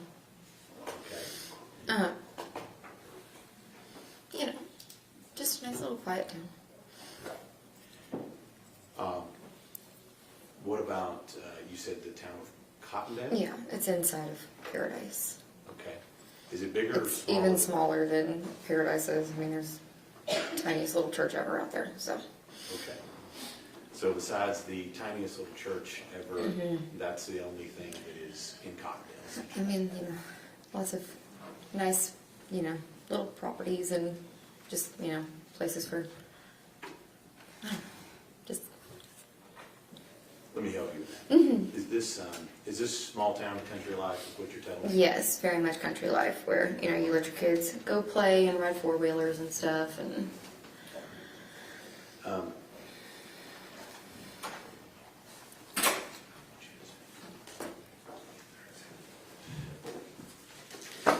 Did I approach? Yes. I'm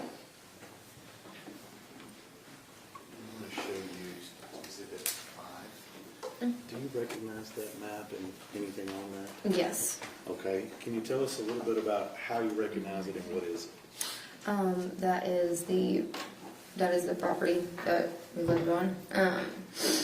That's the driveway. You gotta go all the way up. It's really far. And then there's the circle drive where you go. And Let me ask you, do you recognize the road that takes you to County Road 3573? yes, And do you recognize County Road 3573 as being the road you testified about? yes. Judge, we asked to admit states 5.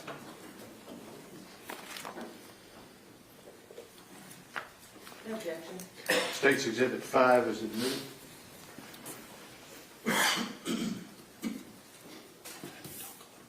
Okay. Can we publish that, please? Yes, sir.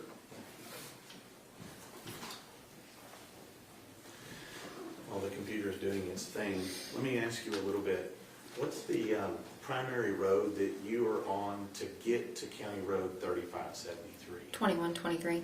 Okay, is this another county road or country road that's out there? I mean, yeah, it's the main road that goes through Paradise. Okay. All right. Have a little ambiance. It's easier to see. Thank you, Judge. So on this map here, where is the 2123 on this map here that we're looking at on the board? I mean, it's at the bottom. Okay, so that road there that runs left and right across the bottom, that's 2123? Yes. And then where is County Road 3573 that you were talking about? Right up there where it says Almond Road, but it also says 3573 if you go a little further. And is that the road that you lived on? Yes. And so as we go down that road, where is your property location on that road? That first driveway that you can visibly see on the right-hand side. On the right. So right there where Mr. Berry's put the arrow. Is that right? I'm sorry? Right? Yep, right there. Okay. Thank you, Pat. All right, so let's talk just a little bit about your address, you said it's closest to, the closest, I guess, a real town would be Paradise? Yes, I mean, it's. Despite the fact that it only has one stoplight, that's the Yes. closest town. Okay. And you've got your house on here where you were living at the time, correct? Yes. Okay. And let's talk about the driveway. Is it a straight through turnaround? What are we talking about here? I mean, you gotta go all the way down and turn around, but you could just, you can see the circle where you go straight down, turn right around and head right out. All right. And do you know how many 100 feet it is from the road to your turnaround there? Oh, Lord, no. All right. You don't have a concept on distance? No. Okay. So now this particular picture here, has the property changed a little bit since you were living out there? Yes. Okay. And is the road arrangement about the same as what it was before? Yes. Okay. And what's different? Well, there used to be a trailer right across where you can see the carport. At the very end of the driveway, there used to be a trailer right there, right in front of that black roof right there. We'll talk to you about that in a second. Now, on this particular property in 2022, was it just you living on the property? Who else lived there? It was me and my daughter and Athena, and then my, at the time, about year and a half old, and Jacob. I'm going to get all these people right. So you and Yes. Jacob. Me and Jacob. Were you married to Jacob at that time? Yes. Okay. You said you have a daughter. Yes. What's her name? Alice.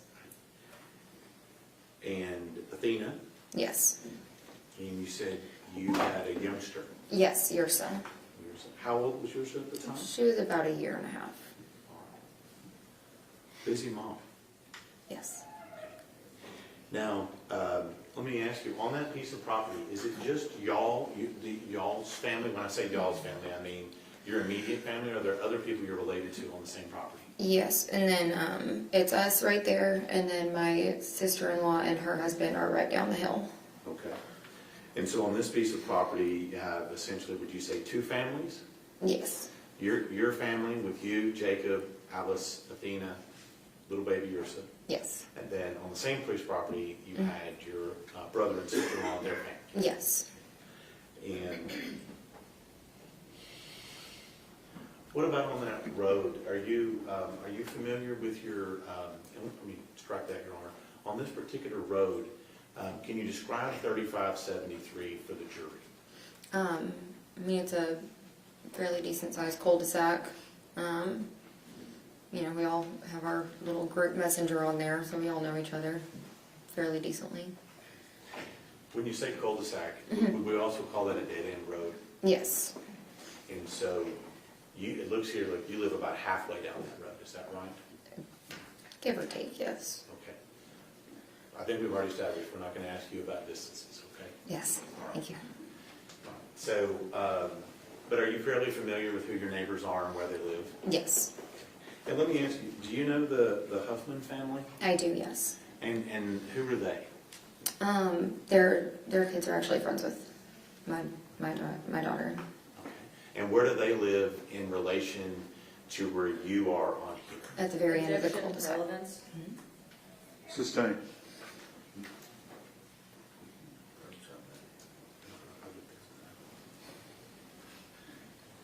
So, this particular road, being that it's a dead-end road, does this have a lot of traffic on it? No.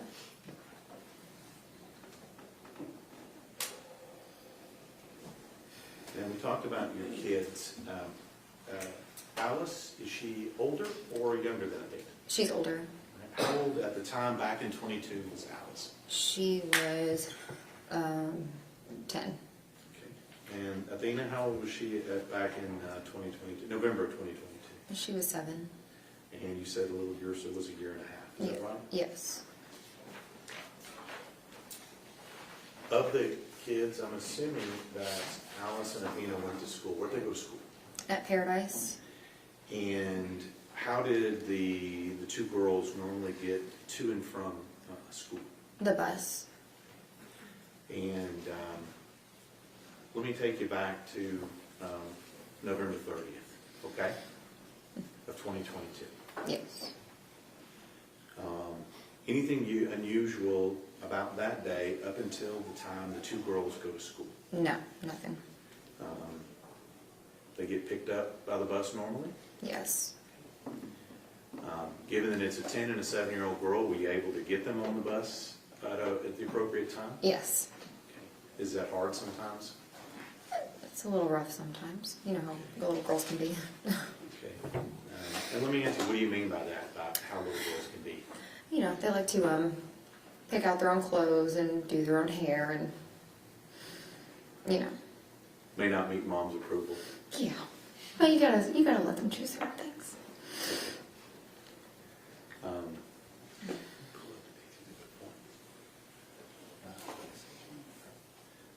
I'll show you a picture that's already been admitted.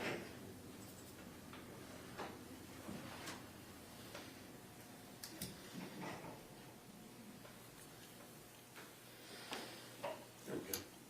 Thank you, Mr. King.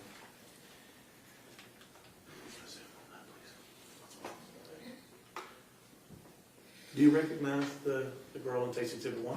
Yes. And who is that? That's Athena. And is that what she looked like back in November of 2022? Yes. And do you know, have information on when those pictures were taken? About the weekend before, so 4 days before.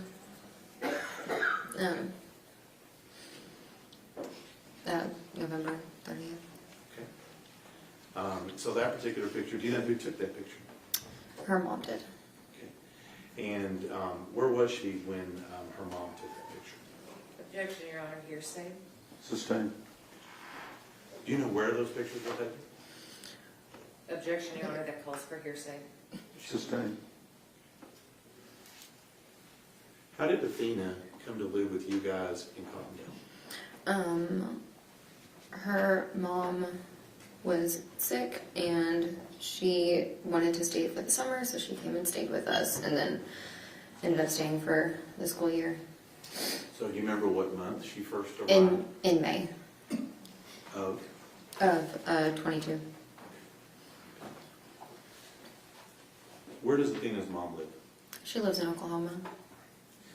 So in this particular picture that we're talking about, is that where Athena was in Oklahoma when her mom took that picture? Yes. Now, she's been there with you since May of 2022. Yes. And when does school start? In August. And so did she start school with Alice? Yes. And what grade would she be in? What grade would Alice be in? She was in first grade. Alice was in 5th grade, I believe. Or Now, 4th grade. we talked about when Athena moved with y'all from her mom's in Oklahoma. That was in May of 2022. Yes. How long have you been in Athena's life? Oh goodness. Since 2017. So she was about a year and a half when I came around. Okay.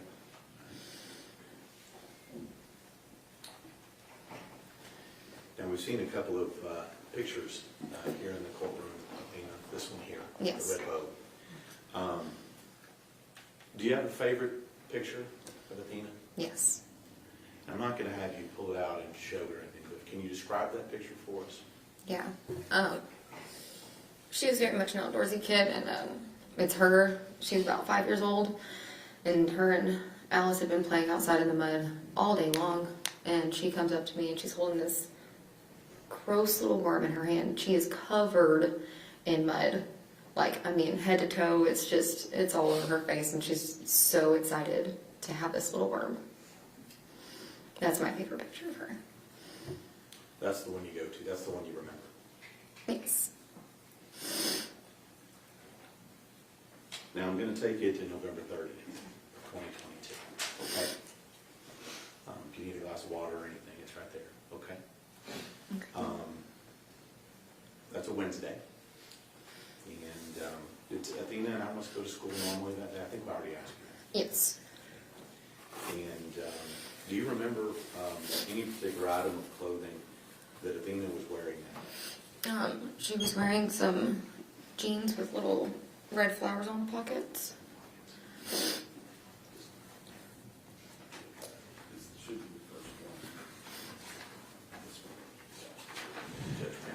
sir. Thank you.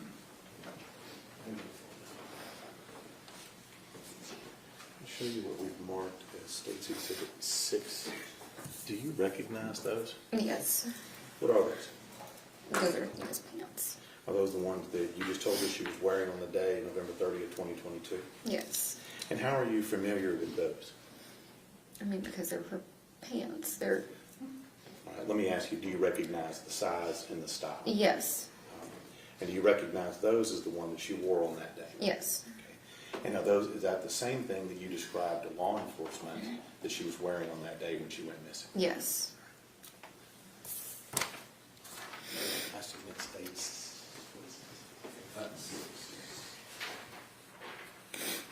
No objections. State's Exhibit 6, isn't it?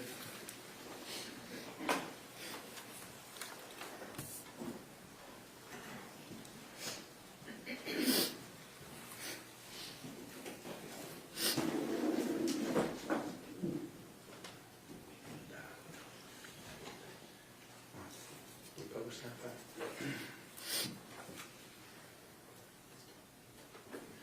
So on the day that she went missing, November 30th of 2022, we talked a little bit about what she was wearing, and you remembered that she was wearing these pants Yes. with the little flowers on the pocket. And that's what you told law enforcement. Yes.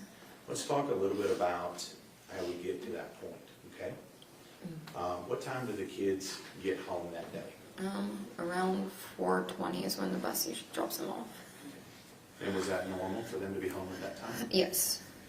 And so on that particular day, what's Alice up to that day? She had to go down to my sister-in-law's because she needed help with her homework. All right. And then what's Athena up to that day? She was up at the house hanging out with me and the baby, and doing her laundry and playing with her through the windows. All right. And I'll ask this from the mom perspective. What's she supposed to be doing now? She was supposed to be sorting her laundry. All right. How was that working out? Not very well. Okay. And is that kind of to be expected? Yes. What are you, mom of a 1.5-year-old, what are you doing during that time? I was cooking dinner. What's for dinner? Trout. Trout. Yes, trout. Just trout and nothing And else? trout and couscous. So mom and baby are cooking dinner. And during that time, Athena's supposed to be doing her laundry. Yes. Anything out of the ordinary up until that point? No, nothing. Now, this piece of property that you're on, do you know how many acres it is total, you and the sister-in-law? Me and the sister-in-law's 10. Okay. And let me just ask you, was it commonplace for the kids to play and be out on the property in the country? Very much, yes. And I noticed on the map we had up there before, there looked to be a little pond on that, is that right? Yes. And so I'm just trying to get if it was normal for the kids to be outside in the country on the property. Yes, of course. So at this particular time, got you cooking dinner. What's Jacob up to? He had left for a hunting trip. Okay. Let me back up a little bit. So the kids got home, you said around 4:20. Yes. What time does Jacob leave to go on his hunting trip? Oh, goodness. Let me I ask it don't this way. remember. Did he leave before or after they got home from school? After they got home from school. So Jacob's headed hunting, correct? Yes. Yes. And you said after he left at some point. Do you remember when he left? I do not remember what time I left. And so we're sometime after the kids get home from school at 4:20. Yes. What time did you expect to have dinner ready for the kids? Around 6:30 is, about dinner time every night. Okay. And so I asked you earlier a little bit about the kids on your property. kinds of things did Alice and Athena do on your property on that 10 acres? Oh, goodness. I mean, they would play and run around outside. They had their favorite tree that they would go to. They would run back and forth, up and down the hill to their aunt's house to go play with her boys. You know, just being kids in the country. Okay. At some point, when did you discover that Athena wasn't where you expected her to be? It was whenever dinner was done. I was gonna go get her and tell her. So tell us a little bit about between dinner being done and you looking for Athena. What happened in that little short time span? I went to get her. I saw that she wasn't in her room sorting her clothes. And so I, looked around, couldn't find her. I called Heather to see if she had gone down to her house. She said that she hadn't gone down to her house. Let me stop you. Let me ask you a couple of short questions here. Is Heather your sister-in-law? Yes. Is that the other house that you pointed out to us? Yes. So it wouldn't have been unusual for Athena and Alice to go over to the sister-in-law's? No, not at all. Was she at the sister-in-law's house? No.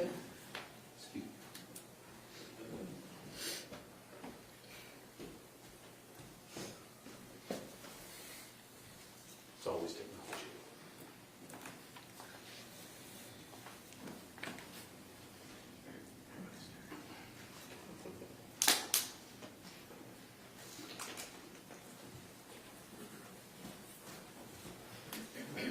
Back and running again. Was it unusual for her, like you said, they had a favorite tree, is that right? Yes. What was it about this tree that they played on? I don't even know. It is, I guess the best tree there, and it was right in front of where the trailer was, and they had all their toys around it all the time, and Okay. That's just where they chose to play. yes, And so you checked with your sister-in-law, yes, and Athena wasn't there. yes, And you checked the tree where they might be, she wasn't there. yes,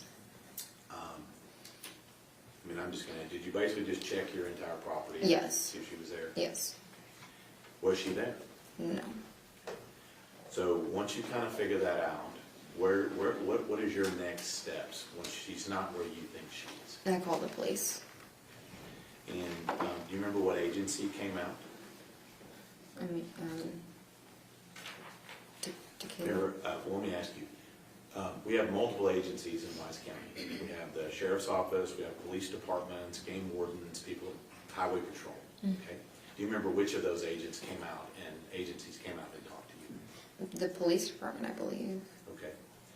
And at this time, when they get there on property, what are you and the family doing at that time? Looking. When you say looking, are you just like looking places or what else? No, we are everywhere, all over the property, looking for her. Okay. And at this point in time, right then, when you're just looking for, and the police arrive, what are you kind of thinking is going on right at that time? I thought maybe she was just hiding somewhere, Okay. Just being playing hide and seek. Mm-hmm. Okay. We heard from Ms. Thompson how she was a little. Objection, Your Honor, to informing the witness what another witness may have said. Sustained. What kind of kid was Athena on your property out there in Cottondale? She was wild. She loved living out there. Loved just, the freedom of, being a kid. Getting to just run wild and free on some land. I think at some points you might call that being a little feral. Feral, yes. I've used that word. Right. Okay. So we're at the point to where everybody's out there, we're looking for her, we're not finding her. Are you thinking that it's, you know, she's gonna find her someplace? right? Yes. All right. When did it start to sink in that she was actually missing and not just playing hide and seek? I mean, when nobody could find her. But the biggest one was when we were all huddled in a circle and the helicopters were flying Okay. over us and nobody could find her. So at some point, it wasn't just the one person from the police that came out, right? Mm-hmm. And Yes. so on that particular day, on November 30th, what we're talking about here, how many, I mean, you said we had helicopters in the air. How many other police do you think showed up just on that day looking for her? I can't even tell you, there were so many. Probably 50 or more people there. Okay. And let me just ask you, how many days did this search go on? 3. Okay. Now, let me just ask you, during your initial search, you said where you were out there looking for her, did you notice anything unusual or out of place on your property? Yes. And what was that? The box. Okay. And we'll talk, let me just ask you, when we say the box, let me ask you, what do you mean when you say the box? It's a Walmart box. And can you describe it? It's a cardboard box with blue on it. And do you know why that box would have been out on your property that day? Because I had bought her Barbies for Christmas. And they were supposed to get delivered. Okay. So you're talking about this particular box. Let me.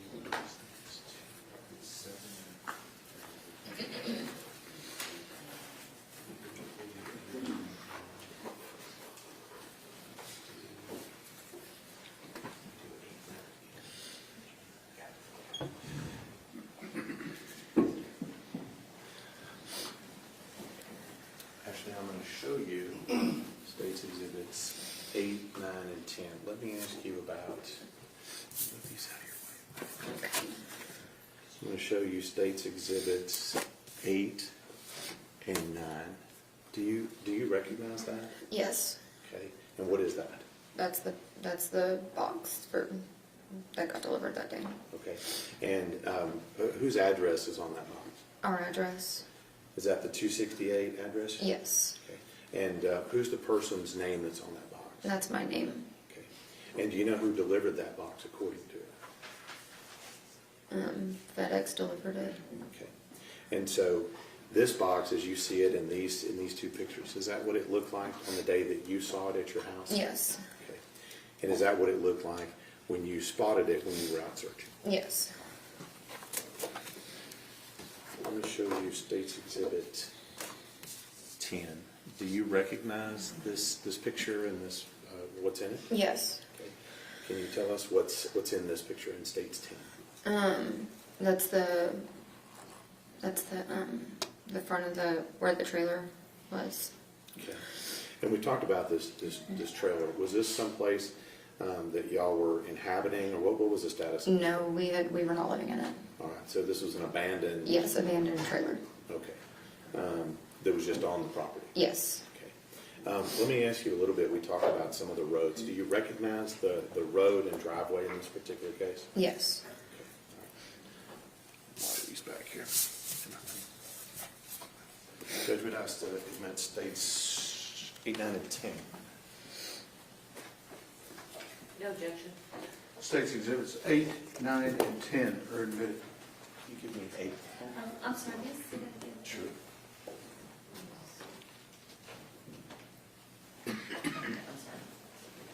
Good.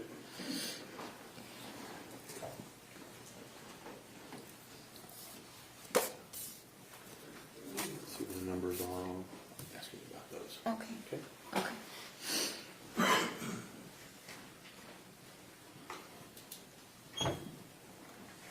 So this exhibit we're showing you here Is this what you were talking about before? It has your address on it Yes. and your name on it? Yes. And this is the blue box that you were talking about? Yes. The one that FedEx delivered? Yes. And were you somehow tracking whether or not this was delivered or not? Yes. Okay. It arrived at your house. Yes. Okay. Let me show you the.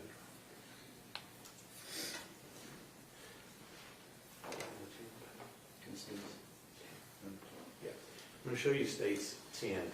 When we see this over here on the right, is that the same box that we're talking about? Yes. Okay. And I see what appears to be a little porch or something on that. Is that right? Yes. And is this part of that abandoned dwelling that was on that property? Yes. Okay. Now, I see a lot of police cars parked there. Is that kind of what it looked like when they were looking for? Yes. Now, we mentioned before that we have the circle drive on Yes. that map. Is that right? Yes. And so is this part of that driveway? Where The cop main parked? the main driveway was right here, where you see the archway right there. Right. It just circled right past that. That's a little bit, Well, but it's all connected. Is this your driveway? Yes, this is our driveway. And that's where you found that box? Yes. So let's talk a little bit about that box. What did you say that you ordered in that box? Barbies.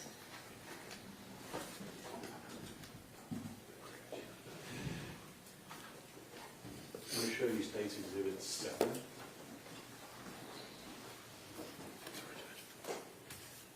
Do you recognize those? Yes. And what are those? Those are all you can be Barbies. All right. And do you recognize that that is what you ordered? Yes. And who were those for? Those were for Athena. And do you believe this to be the same Barbies that were inside that box? Yes. Okay. They were delivered on that day, November 30th. Yes. Judge, we'd have to submit State 7. No objections. State's Exhibit 7 is admitted. Actually, let me ask you, why did you order those Barbies? These specific Barbies, I mean, because it came with so many of them, she could get,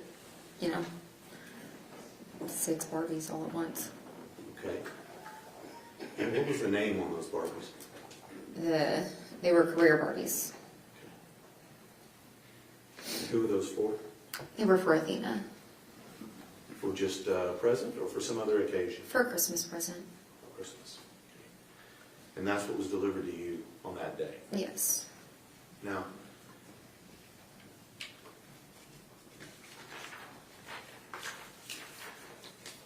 some folks have a regular driver that they may recognize that delivers UPS, FedEx, Amazon.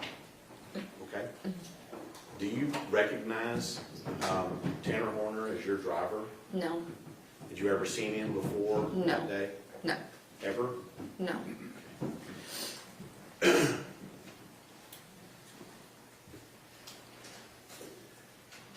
Now, Athena went missing on a Wednesday. What day was it of the week when they found her? It was Friday.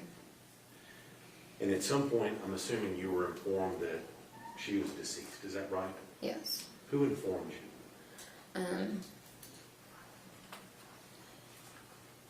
I believe it was the sheriff. It's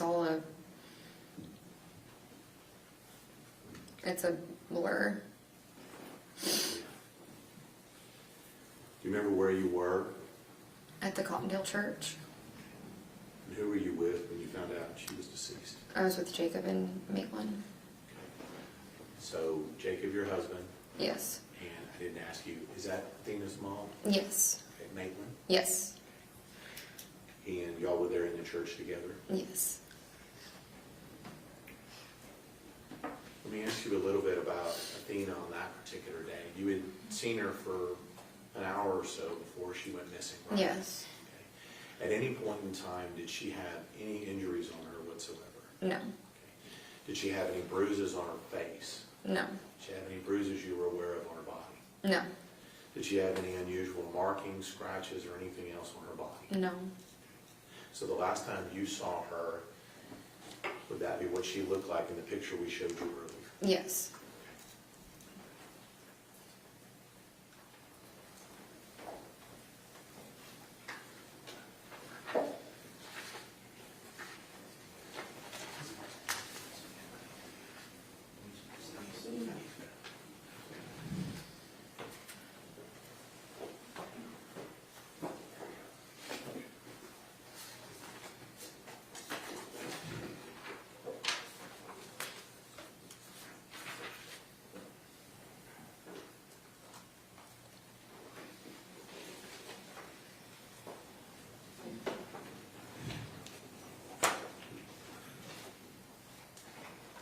I'm going to show you State's Exhibit 12. You recognize the child in that picture? Yes. Okay. And who is that child in that picture? That's Athena. Okay. Does she look the same as she did when you last saw her November 30th? Yes. Okay. Let me show you State's Exhibit 11. Do you recognize, let me ask you first, do you recognize the background and the location where that's taken? Yes. And where is that? That's on the property 268. Okay. Is that where we also see Exhibit 10, the Yeah. driveway? Yes. Okay. Would that be where the police cars were parked? Yes. Okay. And do you recognize that as being your driveway? Yes. Okay. And do you recognize the person that's in that picture? Yes. Okay. Now, will you agree with me that picture is a little fuzzy? Yes. Okay. Who's the person in that picture? That's Athena. Now, how do you know that that's Athena? Because I know my child. It's her. That's her hair, and it's just, little stick girl right there with her long legs. All right. So you estimate States 11 and 12. No objections. State's Exhibits 11 and 12 are admitted. Can I see 11?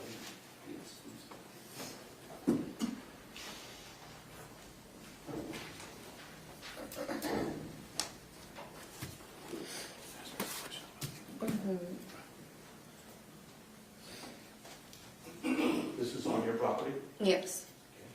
Notice, what does that appear to be on the other side of Athena in this picture? The driveway and a water hose. And when we talk about this, we saw a picture of where that box was. Yes. Is that box close or far away from where this picture's taken? It's pretty close. Okay. All right. And so that's Athena in that picture? Yes. Okay. Let me show you State's Exhibit 12. Yes.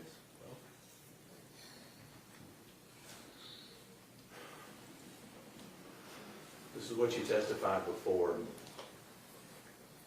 That's Athena in that picture. Yes. Do you recognize what pants she's wearing? She's wearing the pants that I described. Hold up that other picture. Let me ask you a question about it. Do you have the other picture? This of the one? pants? No, the pants. The pants. Yes. There we go. State's Exhibit number 6. Do those look like the same pants or similar pants to what she's wearing? Yes. And is this what she looked like the last time you saw her? Yes. Now let me just ask you, would she have had any reason to be inside of what appears to be a van or truck at that time? No. Objection, Your Honor, speculation. Or Would she have had any reason to be in a truck with that individual that's depicted in that picture? No. Okay. Did you give her permission to be in that truck? No. Did you give her permission to be taking a ride with that individual in that picture? No.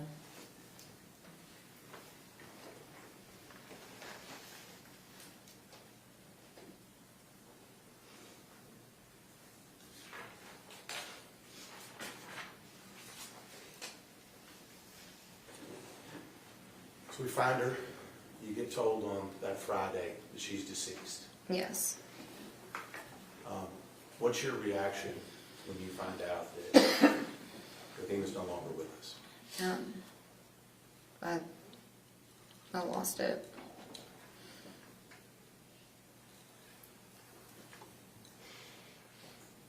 I just don't know how you're gonna react to something like that.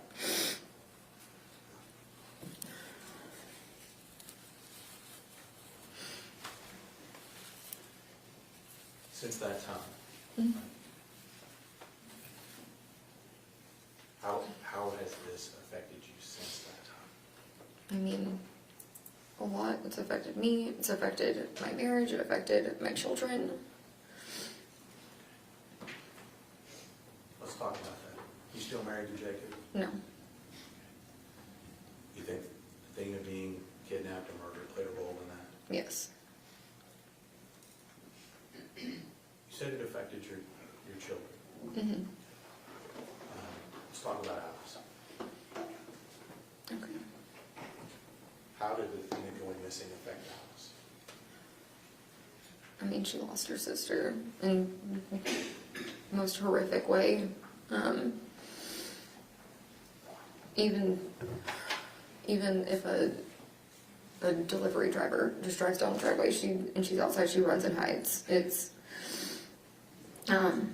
affected her school. It's affected her friends. It's affected just her in general.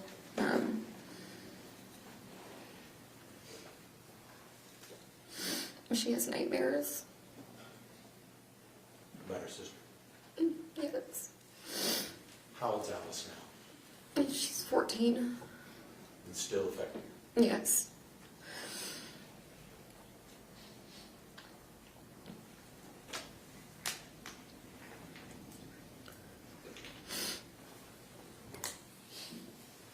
When was Athena's funeral?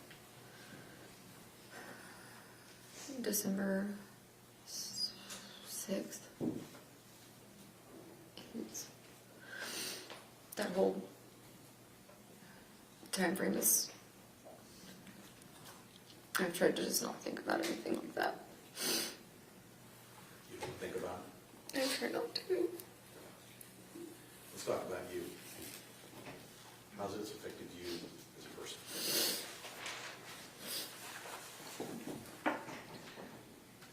I'm not the same. I don't trust anybody. You can't. You're just not okay after something like that. Even my 5-year-old says stuff. Still scared? Yes. That's what you're Cross-examination. Yes, Sean, I know you've heard from her. Yes.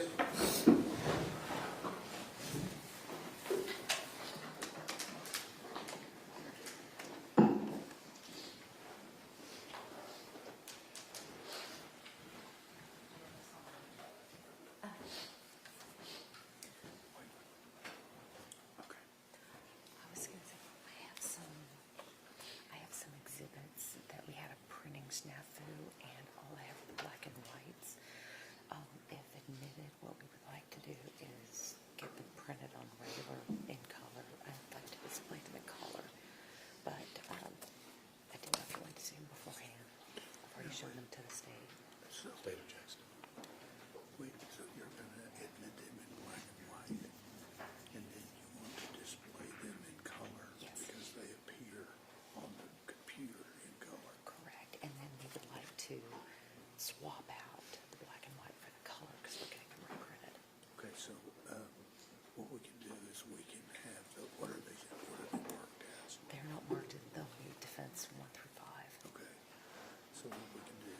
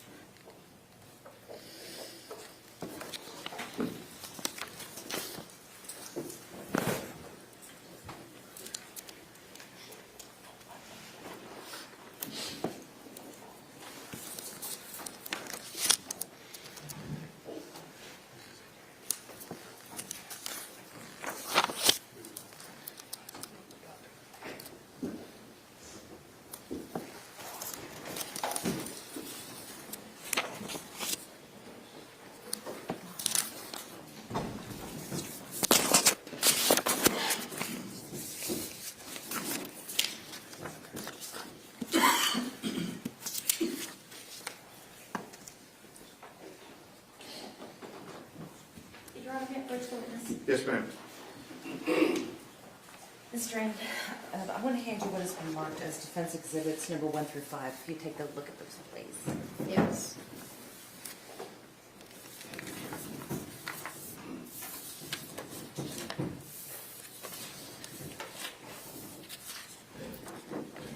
And do you recognize defense exhibits number 1 through 5? Yes. And what do you recognize them to be? The property?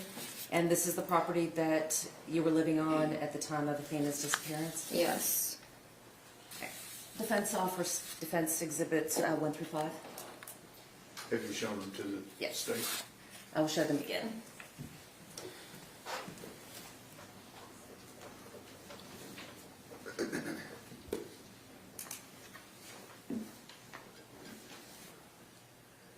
Ladies and gentlemen, John Bell, Your Honor. Okay. The objection is overruled and defense exhibits 1 through 5 are admitted. And Your Honor, for the purposes of the record, we had a printing issue, so the state's, or defense exhibits number 1 through 5 that I've shown Ms. Strand and that she has identified are in black and white. However, we do have the originals in color that we would like to publish to the jury. That's fine. When you get ready to substitute, we can make sure that the record is clear as to the new exhibits. And I get switched over to, okay.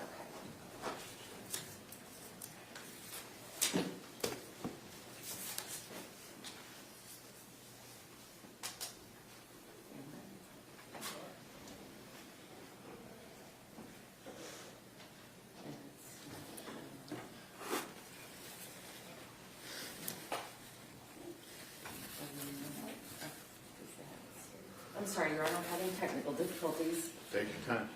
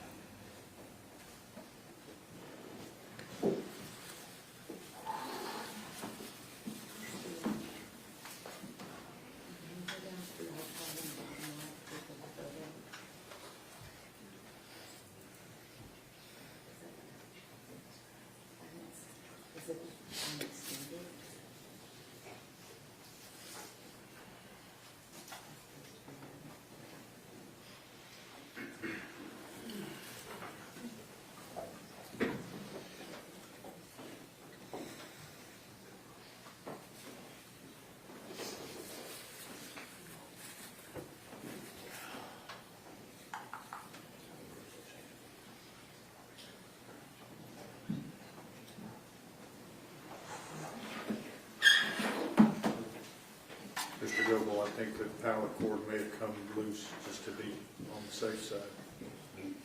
Thank you.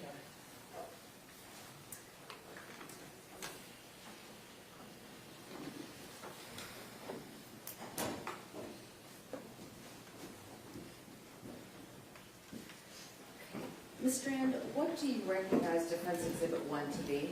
That's the abandoned trailer. In this photo, on the right-hand side, about halfway down, is that where the box was left? Yes. And on defense exhibit number 2, what is this? That is also the abandoned trailer. And this is, were people living in the trailer at the time? No. Where were they living? There's a house in the back that we were living in. And is that the house that y'all were renovating? Yes. Defense exhibit number 3, what is that? The dog pen in the pool, Okay. And this is still on the property? still the same property. Defense exhibit number 4, what do you recognize this to be? Still the property, it's the outdoor shower. Was there running water in the house? Yes. Were there, why an outdoor shower? Well, we were in transition, trying to get it just finished and ready, and that's, yeah. And lastly, defense exhibit number 5, what do you recognize this to be? That's the girls' room. Can you see the girls' room from the main house? Yes. And can you see the girls' room from the kitchen where you were preparing dinner? If you peek through the window, yes. From the kitchen where you were preparing dinner, would you have been able to see the delivery truck drive up? No. On that day, or let me back up, these photos are an accurate representation of your property on that day? Yes.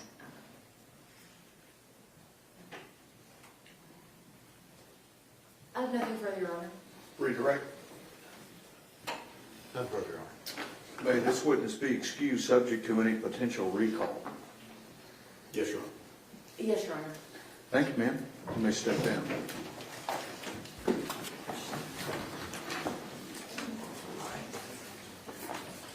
Your Honor, would you consider a quick break? Okay. Give us about 10 minutes, we'll call you right back in. Your lunch should be here about 12:30, so we're going to work up until that point, okay? 10 minutes, everybody, 5 till 12.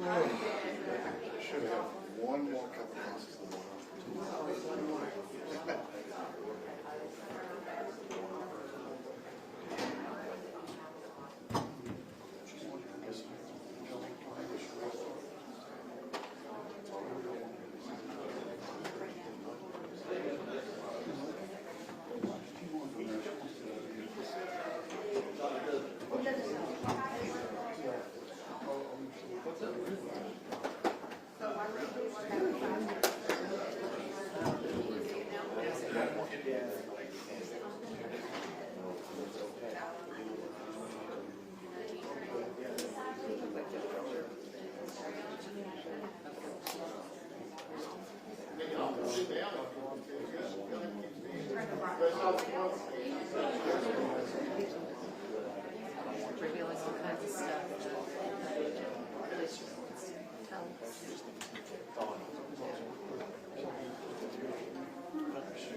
Yes. Sorry, she's already. Pretty much the narrative. We'll call her if we need him. All right.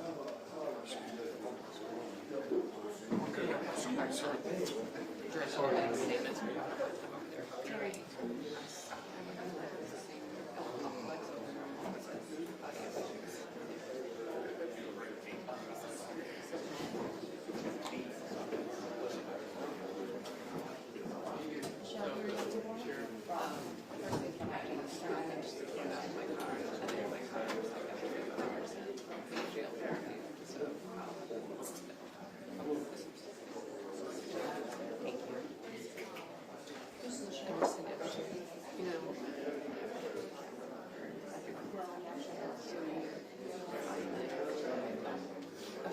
At our meeting last week, he did say yes.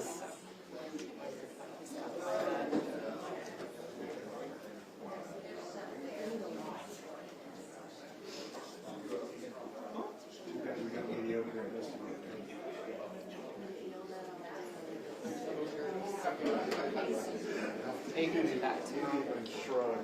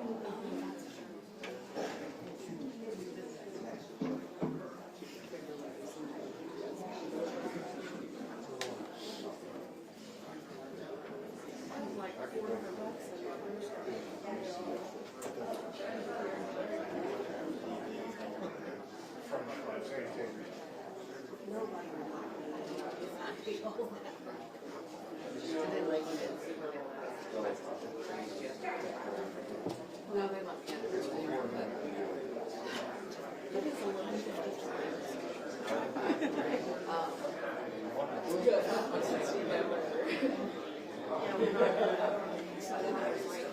still there's only one. As far as I know, there's nobody else coming.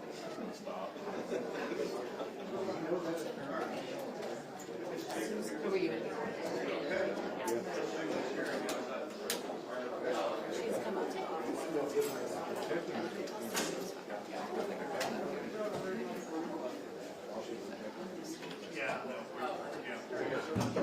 They didn't know about it either.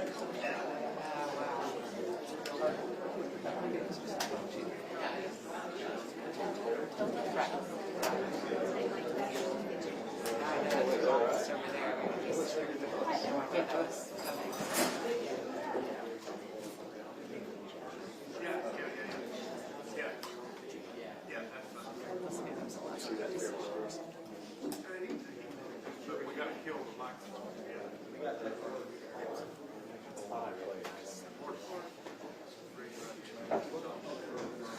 Do you need names for any attorneys? Okay, one other quick thing to do. Is there, whenever, like right now, turn the camera away, whenever my jury's coming in and out. All right, have order, please. Someplace else. Let's sit down or whatever. Everyone may be seated. Have a light on this side of the room. I got you. Yeah.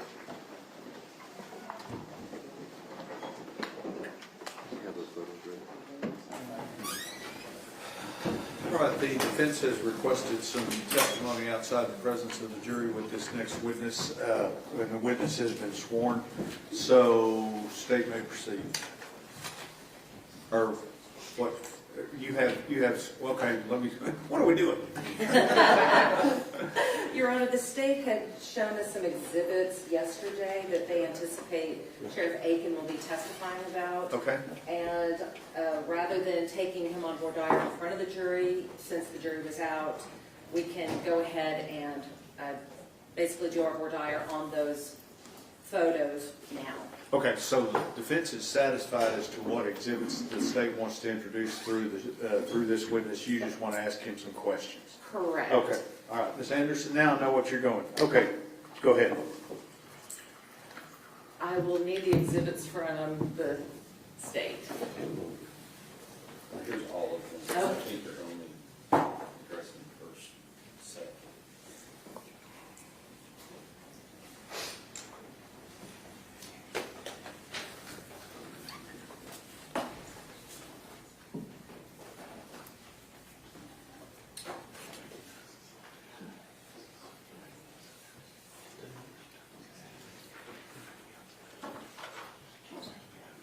I'm sorry. Oh, that's right, y'all might need to change it.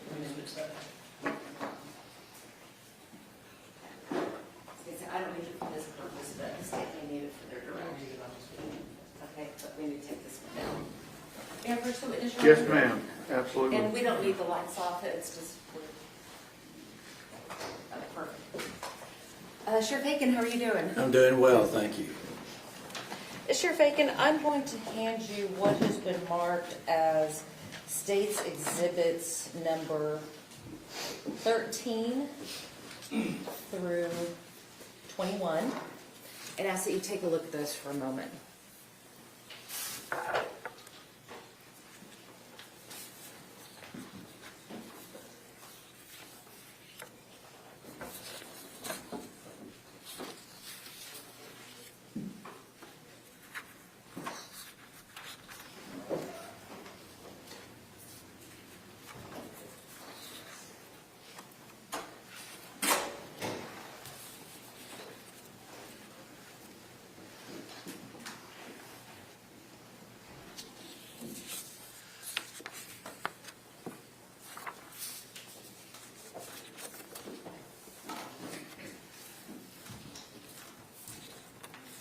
Yes, ma'am. Thank you. Did you take any of these photos? I did not. Do you know who did take them?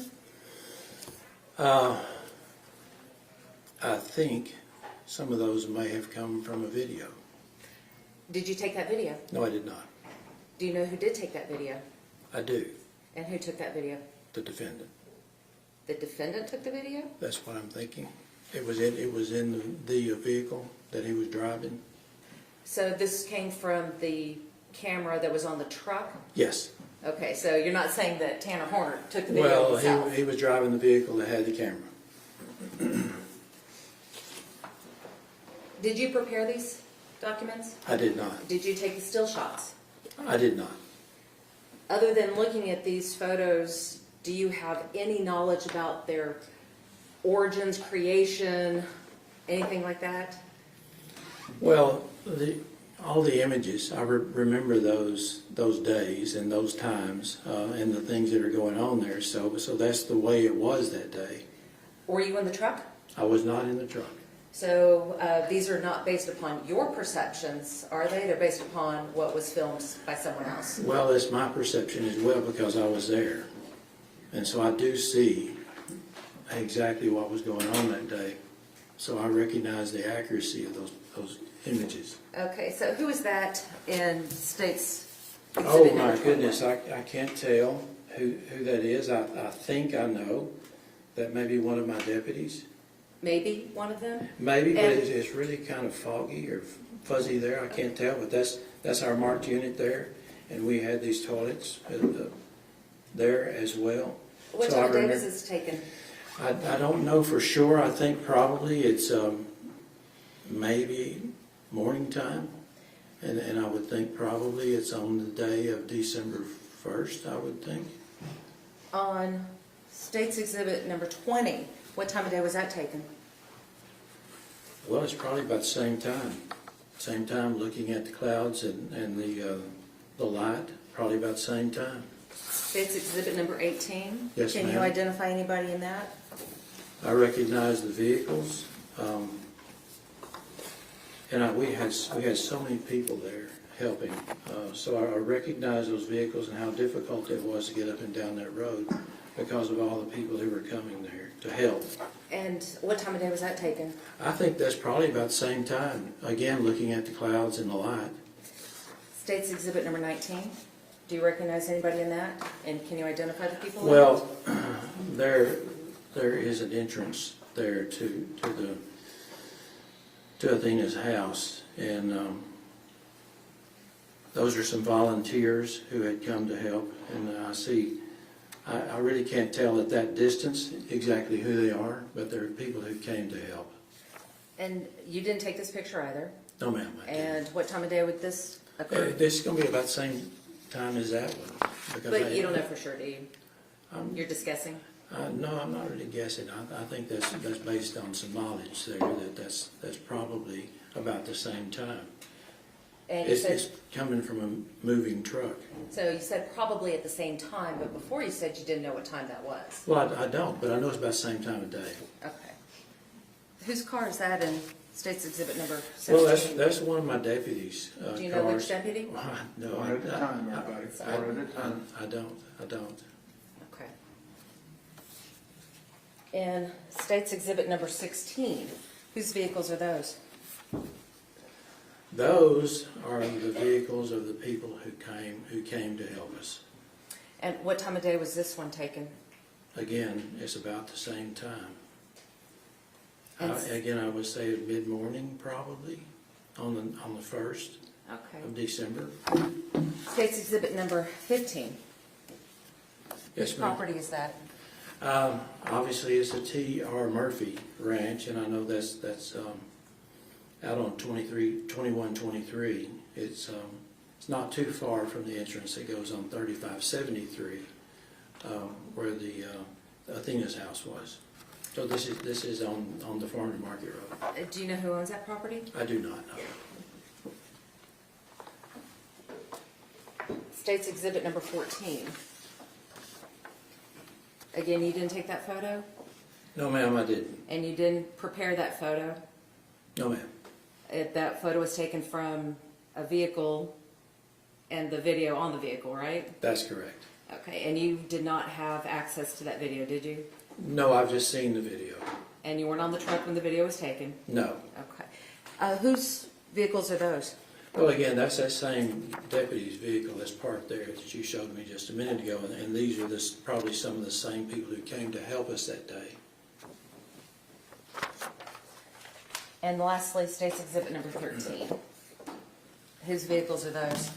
Those are more good citizens of Wise County who came to help us find Athena. And again, you didn't take this photo either? No, ma'am. It didn't prepare the document or the exhibit? No, ma'am. Who prepared State's Exhibits number 13 through 21 for you? I don't know. So you don't know whose hands they went through? No, I just remember that's accurate. That's the way it was that day. Okay. I'll pass the witness, Your Honor. Any questions? Sheriff, do you recognize each and every one of those about the scene in each and every one of those? Yes, sir. And do you recognize it as the scene as it occurred on December 1st during the search for Athena? Yes, sir. And whether or not you took the picture, do you recognize the road going in? I do. Do you recognize the location of Athena's home and entrance on that? Yes, sir, I do. Do you recognize the entrance to 3573? Yes, sir. And how did you come to be have that knowledge? Because I've seen the video from the truck. And during that time, were you out there at any of that time? Yes, I was, for most of the time.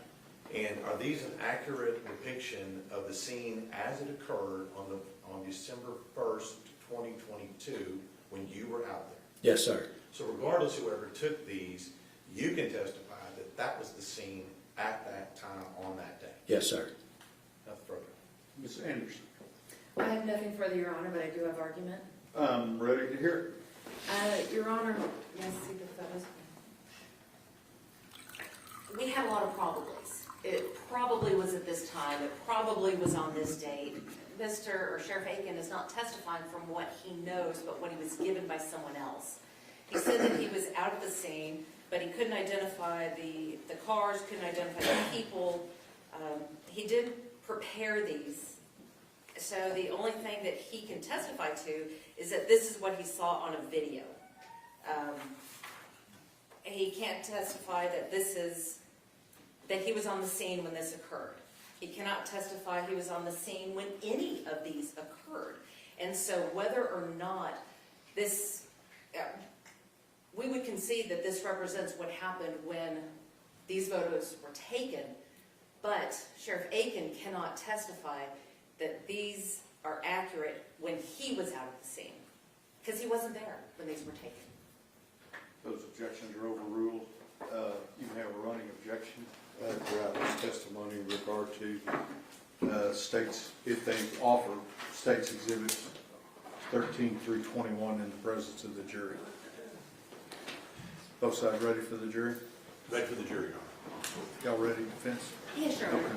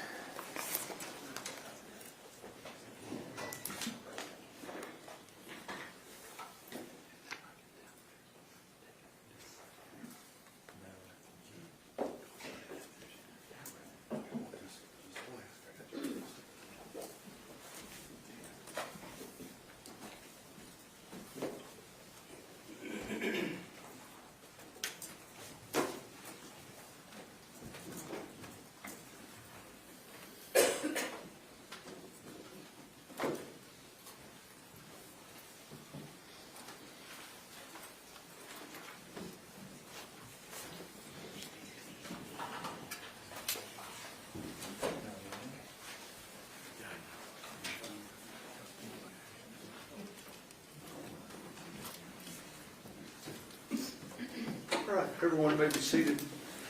Ladies and gentlemen, this witness has been previously sworn to testify truthfully. Mr. Staten. Thank you.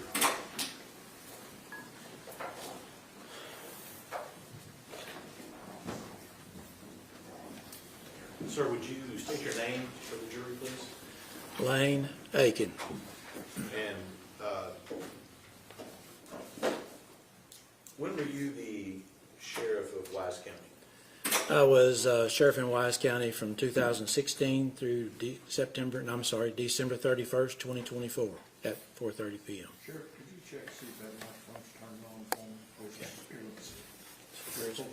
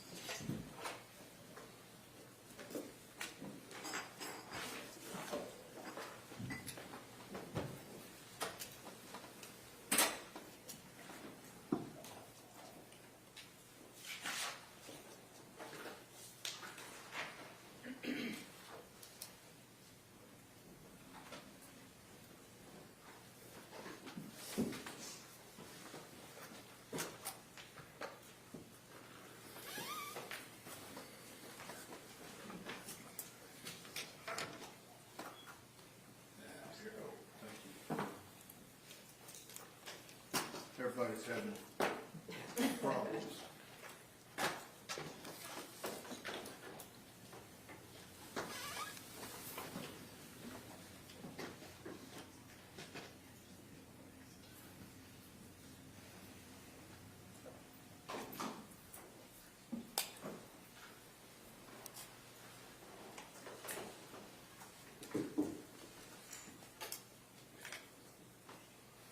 I went to school at A&M. Then you should be good with the engineering aspect. I was not an engineer.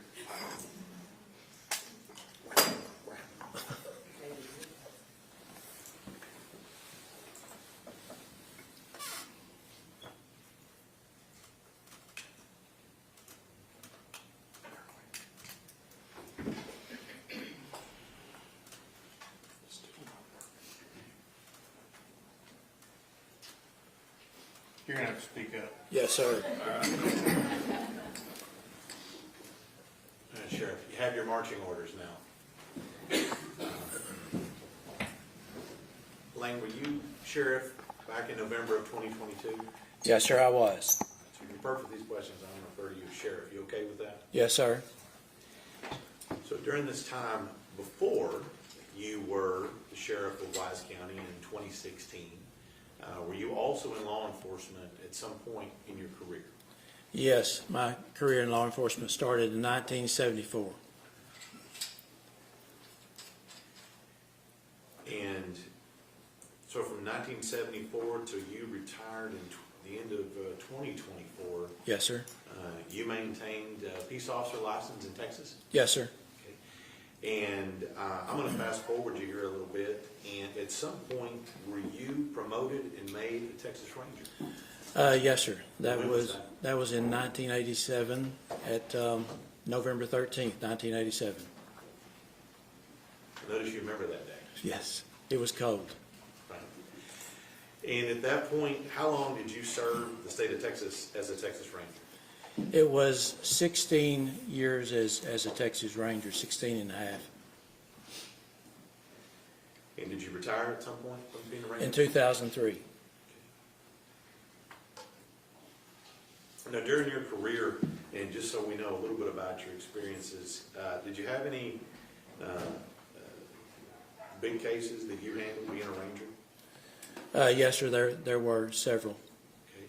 And if I remember correctly, were you not at the Branch Davidian compound in Waco, Objection, Your Texas? Honor, relevance. Sustained. Hang on just a minute, we got the microphone. Excuse me, sir.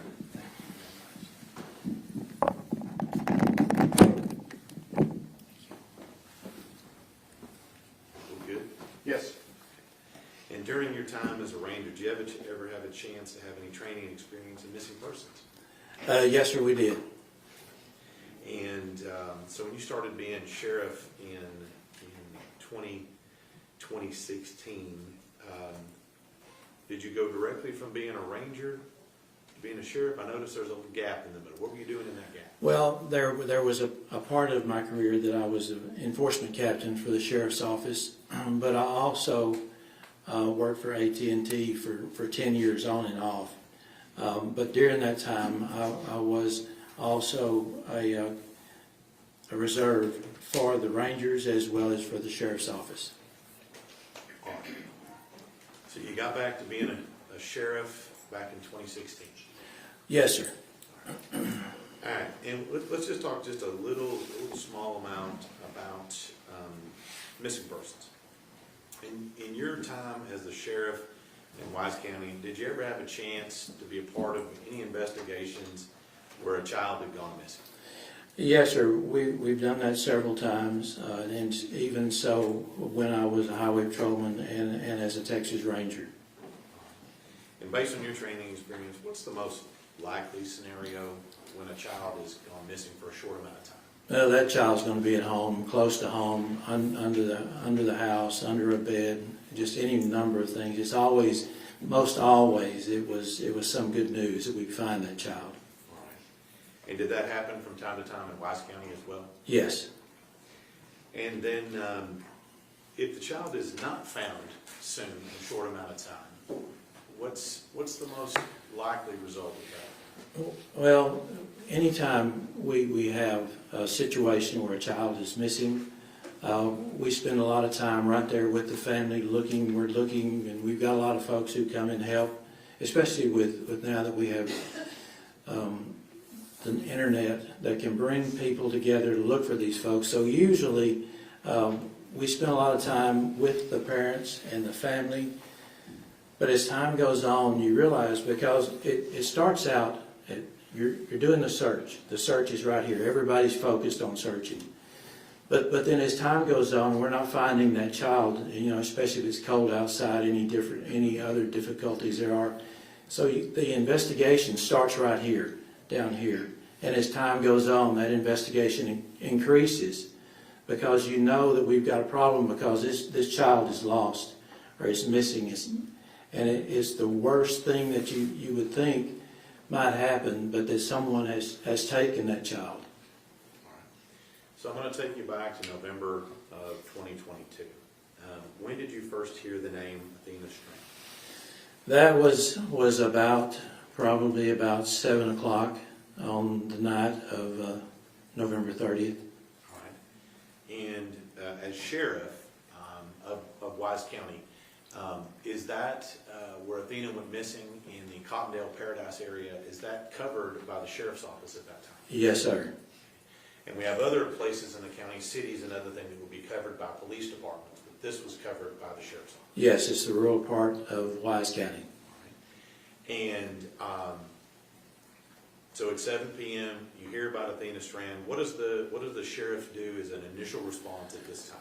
Well, I was on my way back from Austin, and my intent was to stay over in Llano because I was thinking it was the same thing, just a missing child, going to find her under the bed, in the closet, playing with a friend. So I kept contact with the the Sheriff's Office dispatch. And when I found out that she hadn't been found within a 2-hour span, then I drove from Llano back to Wise County.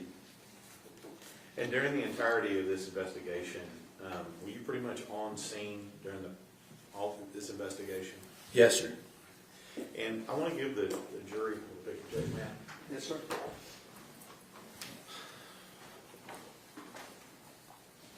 I'm going to show you some maps here, states exhibits 23, 24, 25, 26, and 27. Yes, sir. You recognize those?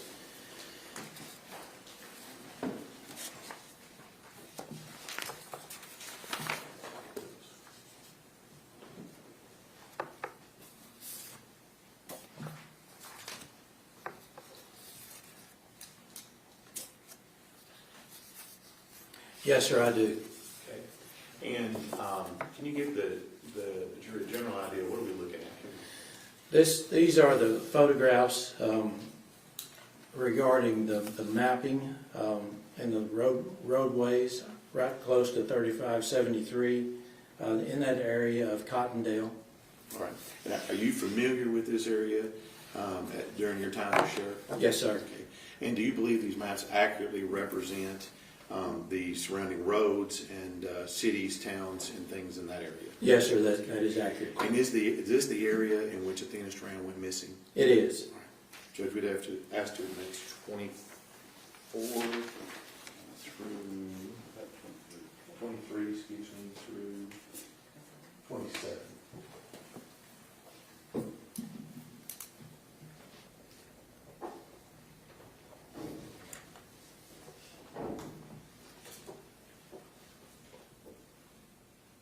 Any objection?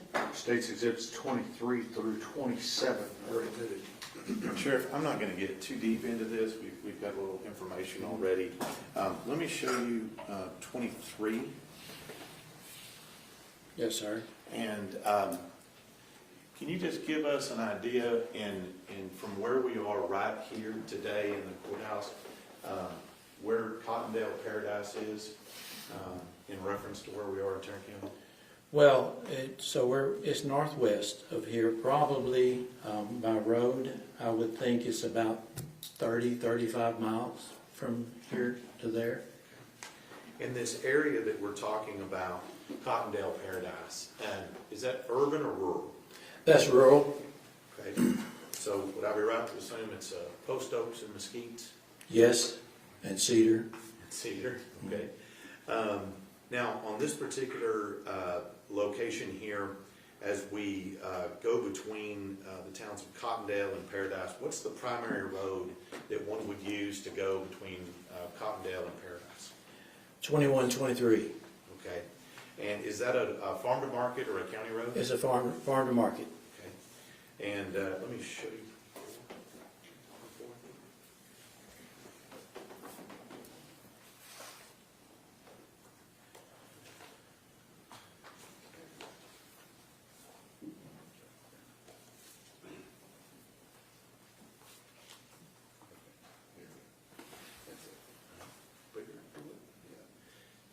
Do you see that road on this map here, Sheriff? Yes, sir, I think I do. Okay. Is that the road going east and west there, the main road? 2123? Yes. Yes, sir. And just to fast forward a little bit, is Athena Strand's residence off of 2123? Yes, sir, just to the north. Okay, and do you know what county road that's on? 3573. All right. And let me ask you a few questions about the scene on 3573. Was that part of your job to coordinate and set up the search for Athena Strand? Yes, sir, it was it being sheriff. Basically, the sheriff is in charge, but we bring in folks from so many other agencies to help us in that search. So let me ask you, let me just start from the very beginning. Once that she is not found in a short time period, what assets do you as the sheriff bring to bear to help find her at that time? Well, the sheriff's office responded. Of course, we called in the Texas Rangers because we find that it's important that we use all the agencies that we can. We had the game wardens that were there, and they're always great. Fort Worth PD, they sent a helicopter or two. We also had some drones that came in from Denton County. And Highway Patrol, we had many of them there, as well as the voluntary fire departments. So we're bringing all the first responders that we can find, we're bringing them to help us find this child. All right. And now it sounds like what you're talking about, most of those are sworn personnel, is what you described. Yes. Was there anybody else assisting in this search besides just the sworn personnel?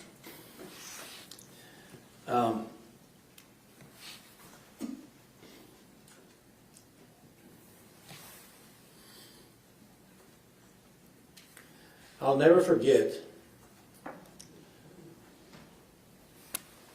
the morning of December 1st. Citizens came from all parts of Wise County to help us find that child. And we put them to work with our deputies, with our investigators, with the game wardens. It was shoulder to shoulder. We had what we estimated was about 300 citizens. And they brought their four-wheelers. Some brought horses. Some brought dogs. It was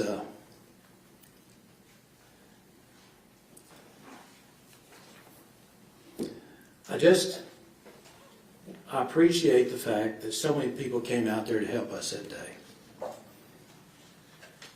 So we have all these people out there. We have a mixture of sworn personnel. We have a mixture of citizens out helping. Yes, sir.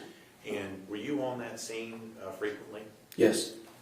And on that particular scene, where was kind of the gathering area for that on that scene? At first, it was right at the gate for Athena's house where she was living.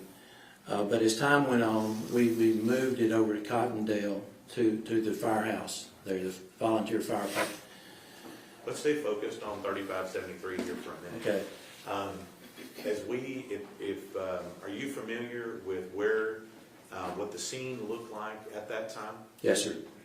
Are you familiar with where you had your own sheriff's assets placed at that time? Yes, sir. And then up and down the road, are you familiar with what it looked like on that December 1st that you just talked about? Yes.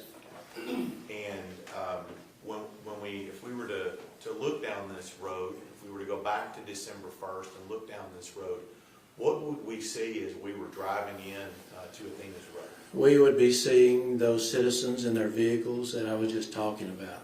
Okay. And will we also see any sworn personnel or those type of vehicles? There are some, but really we were overshadowed by the number of citizens who came to help. Do you have a number of how many citizens you believe were out there helping?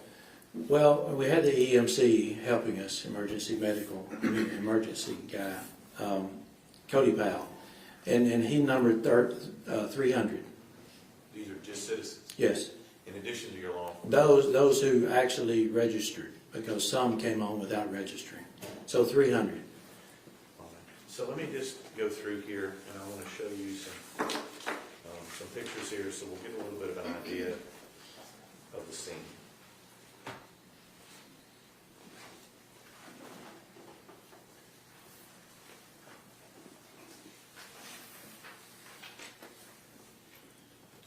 I'm going to show you, Judge, if I may.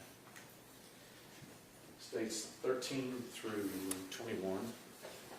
And I think you've looked at these before, but can you give us an idea of generally what we're seeing in those pictures? Yes, sir. These look like, that's the route on 2123 turning into 3573, and looking at it, it looks like it's the morning of December 1st, 2022. And what we see are the vehicles of so many citizens who came and helped. And you see from time to time a marked unit of ours, of the Sheriff's Office, as well as from other agencies. And we see the search people. There's some organized searchers, all the way to the end of that road that went to a cul-de-sac. And that's pretty much it. All right. And do you recognize those pictures as being descriptive of what you saw on that day, December 1st, 2022? Yes, sir, I do. State offers, State's Exhibits 13 through 21. Do you have any objections other than those previously made known to the court? No, Your Honor, no further objections. All right, those objections remain overruled, and State's Exhibits 13 through 21 are admitted.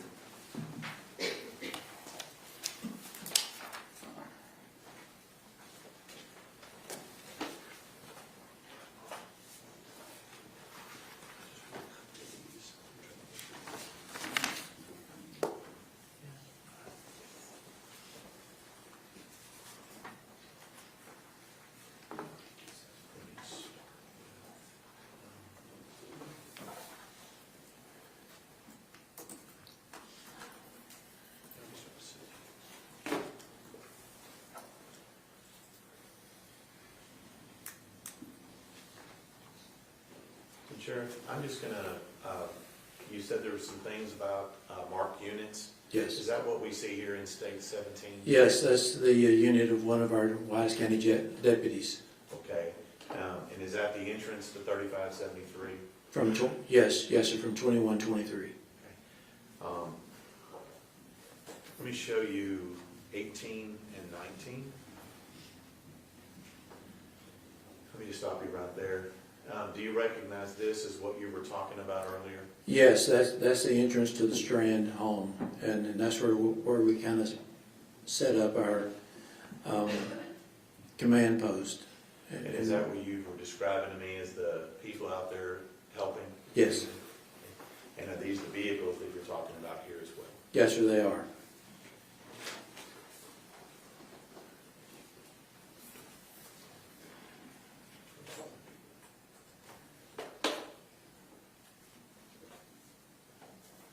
And I notice on States 21 here, is this the same entrance to Athena's house? I think that is probably just a little bit beyond that, but it's close. Okay. And I noticed what appears to be porta potties out here. Mm-hmm. Is this was required for the amount of people that you had? It was, and those were donated, people to help. So this search is ongoing from November 30th. This is on the 1st. Yes, sir. When does the search end? It never ended. Well, let me ask you. At some point, were we able to locate Athena Strand's body? We were, yes, sir. And at that point, did then the sheriff's search for her as a missing person end? Yes, sir. At that point, that's when the search for Athena stopped. Now, as part of the search and what's going on, did you approve and put out a missing persons bulletin through the Texas Fusion Center? There was one, and I approved it. Let me show you what's marked. States 22. Do you recognize this? Yes, sir, I do. And is that what we just talked about, being in the missing persons report? Yes, sir. That you approve? Yes. And what types of things that are usually contained in a missing persons bulletin? Well, it's when last seen, what she was wearing and what she looks like, age, pictures if possible. And I think that, other than that, then locations. All right. And this, would this be something that went out to law enforcement or to everybody? That went out to law enforcement originally. And do you recognize this as what you approved? Yes, sir. They would offer State's Exhibit 22. Your Honor, we'd object. It is hearsay and is not covered by the exception of 8038C. It was created by law enforcement, for law enforcement, and we would object under hearsay. Objections overruled. State's Exhibit 22 is admitted. 22, correct, Mr. State? 22, yes. Okay. Okay. And so that goes out to law enforcement. Are you aware of how it goes out? Is it electronic? Is there a bulletin? How does it go out? It was an information bulletin that was sent out from Austin to all the agencies in Texas, and generally the states that are adjacent to Texas. So as the sun sets, if you will, on December 1st, have we located Athena's body as the sun sets on December 1st? We had not. And I think you mentioned before, the search continues and all the assets are still in play at that time. Yes, sir. Now, you mentioned that you involved the Texas Rangers, Yes, sir. your old employer. Yes, sir. And who was the lead ranger working on this case? Job Espinoza. Okay. When we say Job, is that like the Book of Job? Yes, J-O-B. And then you said there was some assets from the FBI as well. Is that right? That's correct. And then I think you also said that you had game wardens and a host of others. Yes. Now, while law enforcement and your people and all these assets are actively searching, what else is the sheriff's office and law enforcement doing to locate Athena Strand? We were still staying, it was just right there around that area. We were looking hard. We started looking at all the waterways in and around where we were right there in Cottondale. We were using still aircraft as well as drones that helped, and they were remarkable. But as hard as we were looking, we weren't finding her. All right. And at this point, are y'all investigating and looking into the thought that this may have been some form of abduction and not a missing child? Well, at that point, it seems like it had come down on the searching. We're still searching, but we don't have as many people focused on that as we do have people focusing on the investigation. So it's about half and half. And as time goes on, the investigation scale goes higher. Right, so at some point, it transitions to a criminal investigation versus a missing person. Yes, sir. Okay. And at that point in time, who was working the criminal leads in the criminal investigation at that time while the rest of the assets were searching? We had the FBI were there, and they were helping tremendously with their digital evidence that they were able to bring forth. As well as the Texas Rangers and our investigators from the Wise County Sheriff's Office working hand in hand as we looked and trying to find what happened, where is Athena. So we got to the point that we just slowed down the investigation, not the investigation, but the search, and we just really moved up on the investigation. And what kinds of things are you looking for when you're now transitioning this for potentially a missing person to some form of criminal investigation? Well, an investigation, it takes a while, but we had some information that came in, and it gave us a different direction. And I'll give the credit for the Rangers who recognized that there was a package that was delivered, and that we should be aware that driver pulled in there about the same time that she went missing. All right. And so that's what we would call a different kind of a lead, if you will. Yes. And who was primarily working that lead of that investigation? That would have been a couple of my investigators as well as Job, and also the FBI people were involved in that as well. So let's move to, like I said, the sun is set on December 1st. Mm-hmm.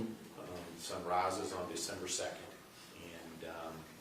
And you mentioned that we located a package that was delivered. Yes.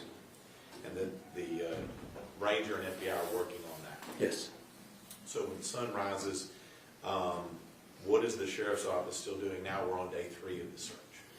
The investigation is picking up and moving more quickly, trying to find as much information as we can. We set up a new command post at the firefight, the FD, right there in Cottondale. FBI brought in a big truck in their RV, actually. We started looking at things, and we had a meeting on that morning. And that meeting was in the Baptist church there in Cottondale.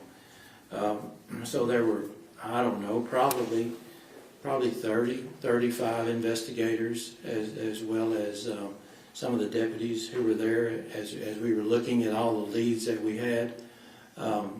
FBI, Texas Rangers, and all of our people, as well as other agencies who were coming in there helping us with that. And we had new direction, more so than we had before, and we felt as though we're going to be able to get this thing solved on that day.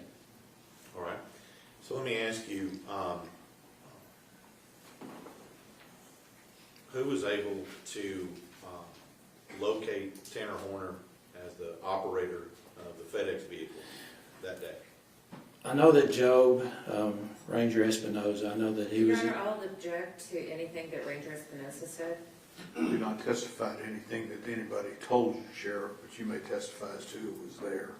Yes, so it was the FBI and the Texas Rangers, as well as some of our investigations, tracked that down and found out who that driver was. Objection, Your Honor. Again, this is hearsay. Overruled. So once you track down the driver, and that driver being Tanner Horner, to your knowledge, what goes on once they locate him as the driver? That, I really think that I probably need to leave that to Joe, because I know it was falling in place quickly. And we were back we had another press conference at the Sheriff's Office when all of that fell in place. And I learned of it after the press conference. So for things that involve that lead, that FedEx driver lead, Tanner Horner, that was Joe, the FBI, and your investigators? Yes, sir. And we'll talk to them. All right.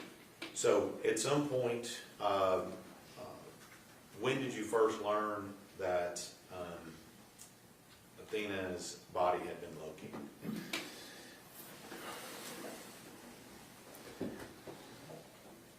We knew that he had been taken into custody, and we knew that they were moving to try to locate Athena. And I think it was probably right around 7:30 or 8 that night that it was verified. And let me just ask you, where was her body finally located? In the Trinity River, Bobo Crossing. It's right off of FM 51 back to the east, probably about 400 yards off of Farm to Market Road on a county road, underneath, well, next to the bridge there. And about how far from what you referenced in these pictures here that we admitted, is it from Athena's house where she was abducted to Bobo Crossing where she was dumped? When you look at it just as a crow flies, it's about 6 miles, but in driving it, I think it's somewhere around 12 or 13 miles. And she was in the Trinity River? Yes, sir. So at this point in time, we've now located her body in the Trinity River.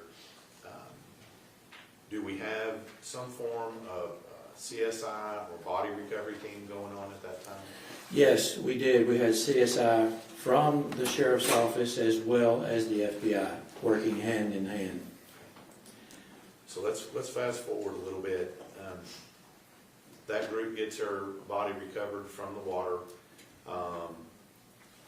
What is the role of the sheriff and the sheriff's office going forward once we've recovered her body? My main focus at that time was the family. They were all at the Cottondale Baptist Church, and we had the media. They were just around everywhere, and they were shouting at me from across the parking lots, and we weren't ready to talk to because our focus was the family.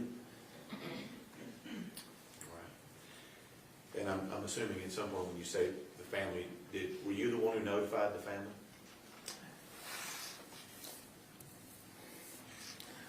Yes, sir, I was. And that was on Friday afternoon, is that right, Sheriff? It was Friday evening, I think, more so. Okay. And, I mean, for those of us who've not done that, what does a sheriff tell a family when something like this happens? So we felt like we knew where she was, but we weren't sure. And so we got the family into that church, and there was a room off to the side away from the assembly hall. And so I went in with them and told them that it's not looking good, but we're not sure. So I asked them to give me about 30 minutes, and I would come back.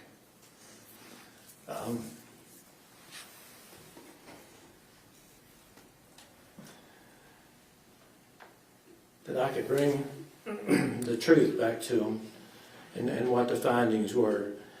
So I went with the SAC from FBI. I went down to Lobo Crossing and that bridge.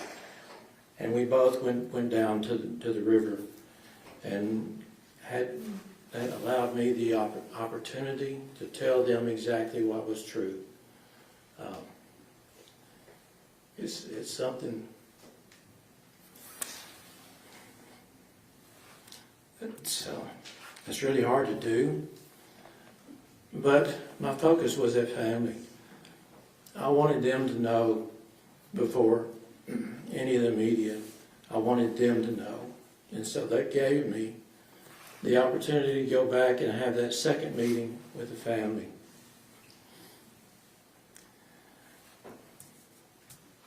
And it was heartbreaking.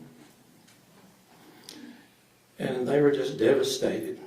I don't know, there were probably 8 or 10 members of the family in there, and it was a Sunday school room, classroom. And I wish I could have done something to make it better, because we were hoping, right to the last minute, we were hoping that she was alive and well. But the information I brought back was not what they wanted to hear. We're going to stop right now so that we can take care of the jury, and we will start back up at 1:45. Everybody, 1:45. Thank you.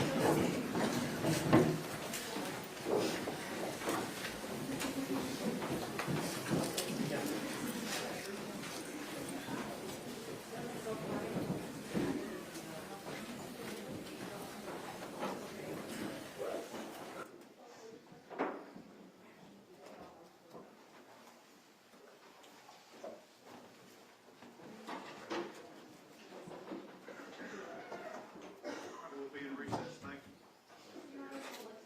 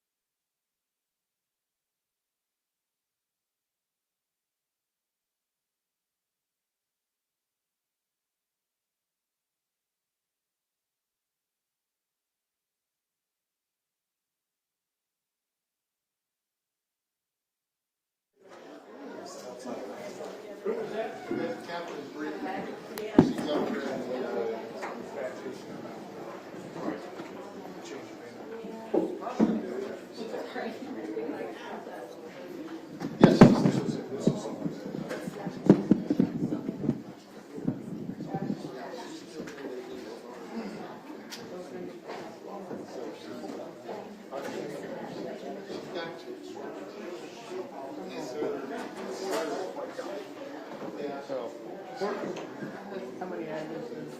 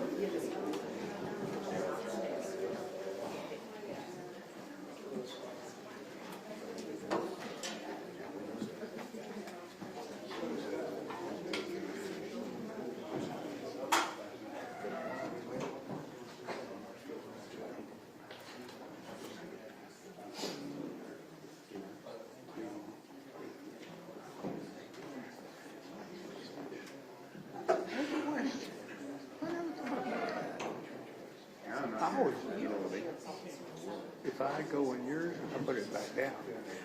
Well, I raise it up. Yeah, I don't want to dribble. I understand. So, when you're are you getting things, evidence on the desk at all? I'm trying not to. I'm actively avoiding it. If there's something where I'm doing a wide shot, Yeah, I think it may have been kind of. where I'm doing that. And so you're there, but you can't see it practically. But anytime, Okay, yeah, they've been warned. that's helpful for me. But anytime I see anything on there, I'm avoiding it. Okay, so you're No. actively trying to. Yeah, I'm actively trying to avoid it. Like there's, are you with the? I'm with this statement. Because he's sitting down at the desk the whole time, I can't really get a solo shot too. So Yeah. I was trying to get one earlier, and I think that's when you guys saw it. But Okay. yeah, so if I see it, I'm avoiding it. Obviously, the one in the middle is displaying what's on the TV. Yeah. So sometimes that's kind of the only one that gets it, but I'm avoiding it as well. All right. That's what I'm happy. All right. If you have any issues, let me know. I'm Martin. Oh, I'm set. That's Good to meet you, man. You see Carrie? Oh, okay. Thanks, Kyle.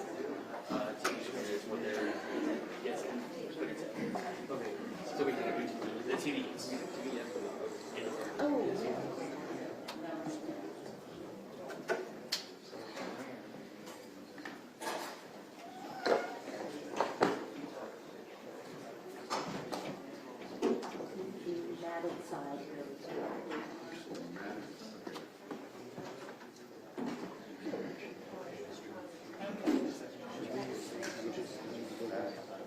No, face it. Yeah. So shiny side to the screen.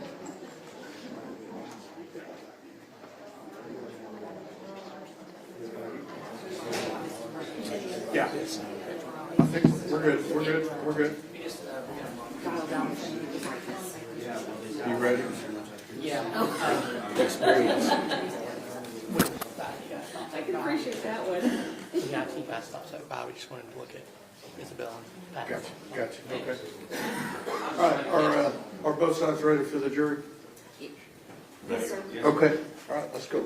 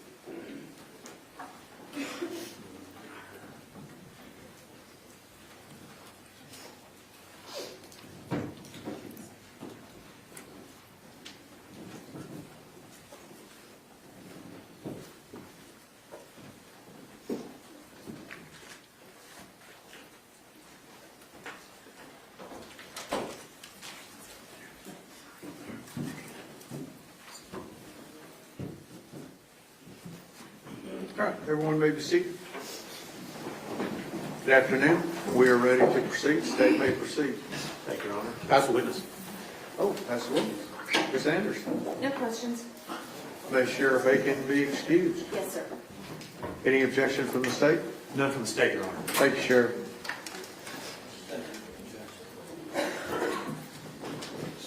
Who do you have next? Patrick B. State calls Patrick McGuire. Patrick McGuire.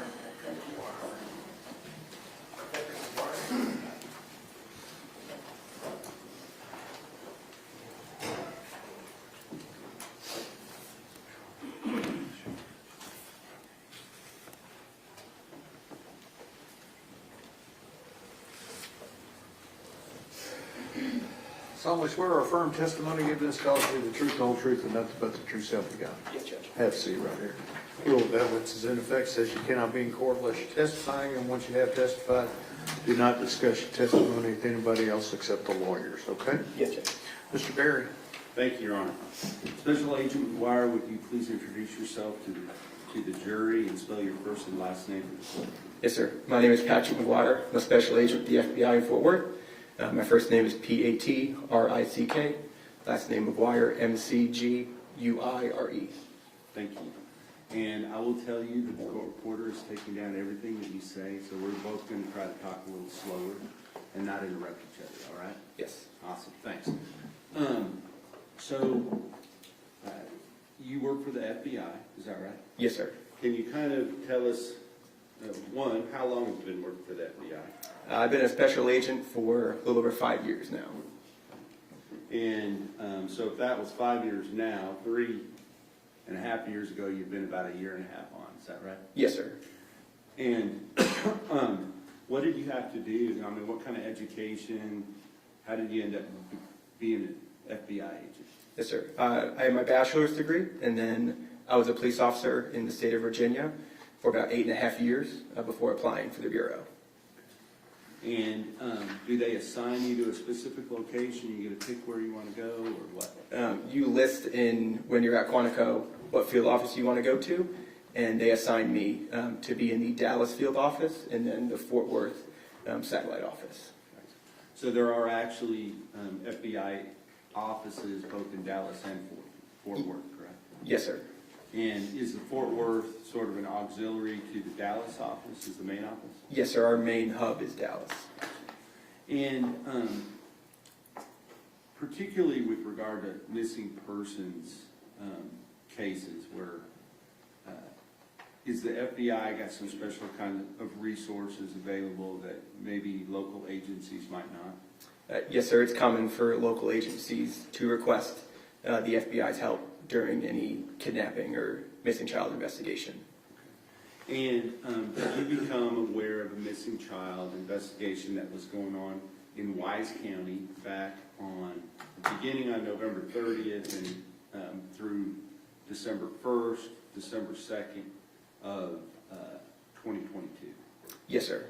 And can you kind of just describe for the jury how it was that you became aware of it and what you did as a result? Yes, sir. I was called by another agent who was on scene there was a FedEx package that was delivered to the victim address during the timeline of question, and that other agent basically asked me to follow down that box and figure out who delivered it. Okay. So you're running down a lead, is that right? Yes, sir. Okay. And were you working by yourself or with another agent? How does that work? Yes, sir. I was working with another agent. And what was that person's name? Special Agent Lindsay Hogan. Okay. And what did you do first in order to try to investigate that lead? We went to multiple FedEx locations, with the last one finally being the FedEx location in Alliance, to identify where the package originated and left from that FedEx location. And were you able to determine that that package did in fact originate at that location? Yes, sir. Okay. And when you're talking about Alliance, are you talking about Alliance Airport? Yes, sir. The location is right next to the Alliance Airport. And what is at that location? It's a very large facility where they intake and then a lot of trucks leave to go, I'd assume, through most of Fort Worth. and the outstanding areas. And they have FedEx planes that land there, unload, and then they're distributed from that location to the various areas around Dallas-Fort Worth. Is that right? Yes, sir. And as a result of going to that location, did you talk to anybody in particular? Yes, we talked to one of the managers, Max Drescher. And was he able to give you some information that you then were able to act upon? Yes, sir. He identified that it was in fact a FedEx package that was delivered, and basically identified the route. Overruled. Go ahead. He identified the route that had that package on its delivery. And did he get in contact with any other individuals while you were there in his presence? Yes, while we're in his office, he contacted Richard Davis, who's the owner of Big Topspin, which is the contract company for FedEx. And I think a lot of times as we see a FedEx vehicle driving down the road that we think it's all owned by the big FedEx company. Is that true? No, I believe most of the delivery trucks are owned by contract companies. And then FedEx puts their logo on that contract company, but it still has no... We lay a foundation for this. It's Let me- required to work with FedEx. Let me hear the question first. Yeah, ask the question. What is Big Topspin? It's a company that's contracted by FedEx to deliver packages. And do they own a number of vehicles? Yes. Okay. And do those vehicles say Big Topspin on them, or do they say something else? They say FedEx. Okay. And so why specifically was Max Drescher contacting Big Topspin? Because that was the contract company who owned the truck that delivered on the route that day. And as a result of contacting Richard Davis, did you receive a name that you were able to then try to track down that person? Yes, the driver was identified as Mr. Tanner Horner. Okay. And did you later actually meet that person face to face? Yes, sir. And when did this take place? What date was it? This occurred on December 1st. Okay, so if the disappearance happened on November 30th, this would be the next day. Is that right? Yes, sir. Okay. And about what time of day was it that you made your way finally to the Alliance location for FedEx? Probably later in the morning. And while you were there, did Mr. Davis get in contact with that driver to get you some more information about the particular vehicle? Yes. Okay. And did Mr. Drescher make contact with that driver while you were there and where you could hear both? Your Honor, all this is hearsay. Let me finish asking the question. While you were there and you could hear both ends of the conversation? Objection is overruled. You may answer the question. Yes, sir. While we were in Mr. Drescher's office, he contacted via phone Mr. Horner on speakerphone with myself and Agent Hogan sitting in the room to be able to hear it.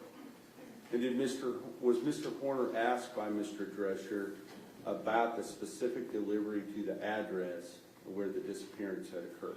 Yes, sir. And what was his response at that time to that inquiry? He advised he did not recall that address or that delivery specifically.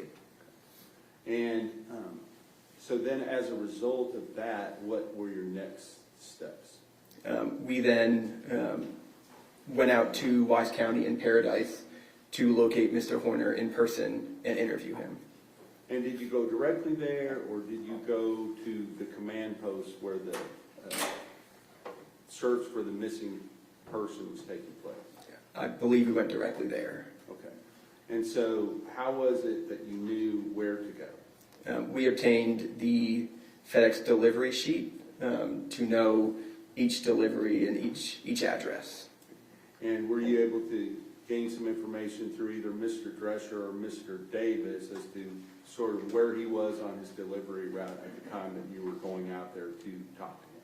Yes, sir. We were told where he currently was and then where he would be in about 45 minutes for the drive time. And so what did you do with that information? We went to where we believed that he would be, and we located him at a delivery location. Okay. And when you went to that location, did you have to wait for him? Was he already there? I believe he was already there. Okay. And so once you saw that the FedEx vehicle was there, did you approach the person? Yes. And do you see the person that you approached at that time here in the courtroom today? Yes, sir. Could you identify where he is sitting in the courtroom and maybe describe what he is wearing? Yes, sir. It's a gentleman at the end of this table wearing a light bluish gray shirt and gray slacks. Your Honor, does the record reflect that the witnesses identified the defendant? Record will so reflect. Was he wearing a shirt and tie at that time? No, sir. What was he wearing? A FedEx uniform, like a black and purple FedEx logo shirt. And may I approach, Your Honor? Yes, sir.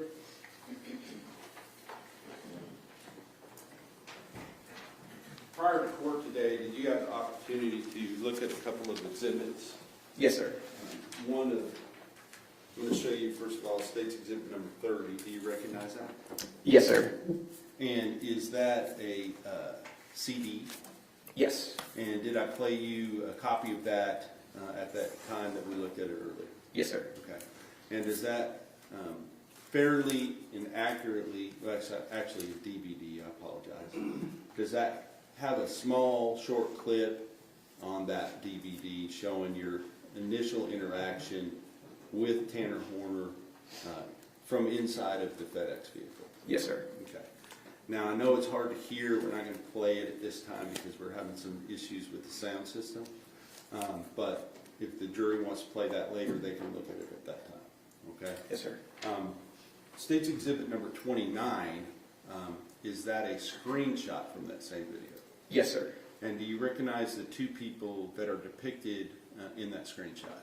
Yes, sir. The person closest to the camera with his back facing the camera is Mr. Horner, and the person in the flannel button-up is myself. And you were able to watch State's Exhibit number 30, which this comes from, correct? Yes, sir. And did it show his face where you can clearly recognize him? Yes, sir. All right, thank you. This time I'll offer into evidence State's Exhibit number 29 and 30.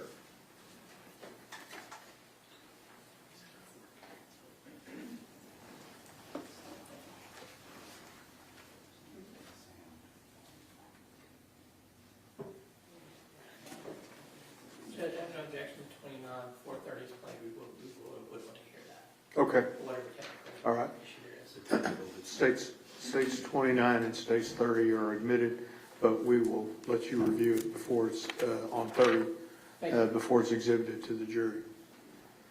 And may I publish 29? Yes, sir. Thank you.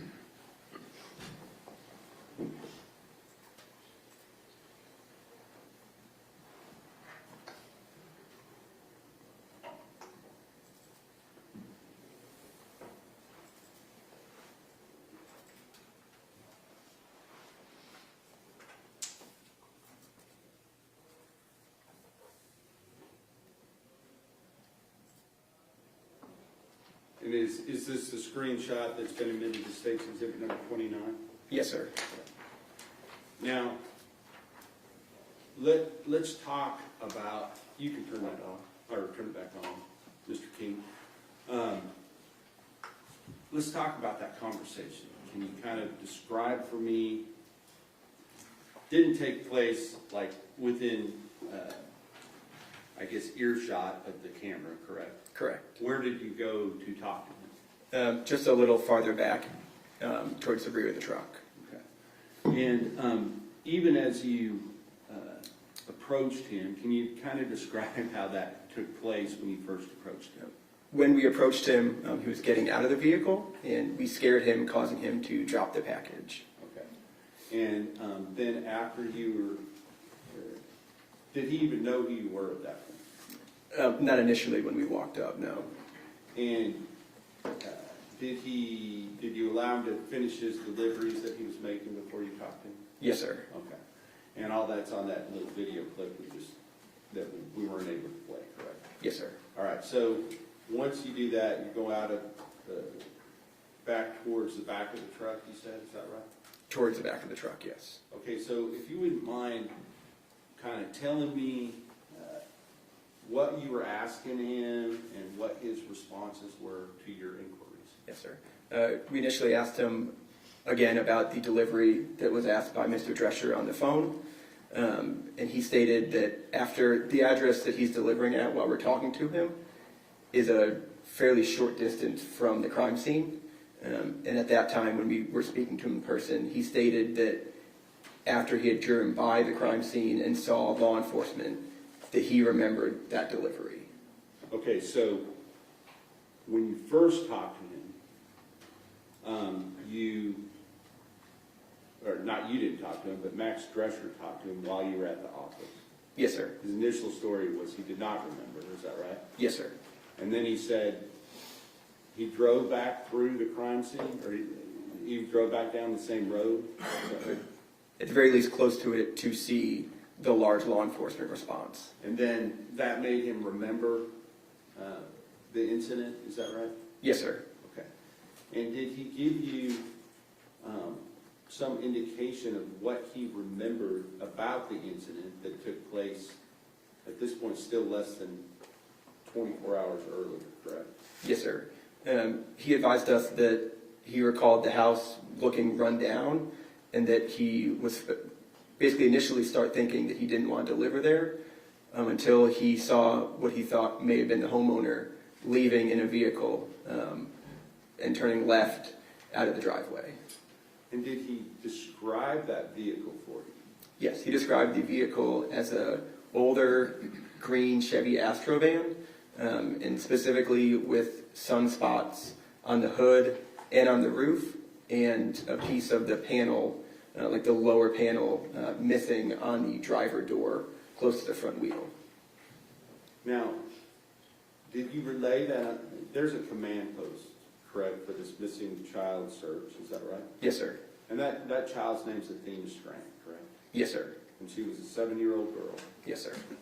And so there's some urgency with regard to trying to find this little girl, correct? Yes, sir. And did you relay this information back to the command post?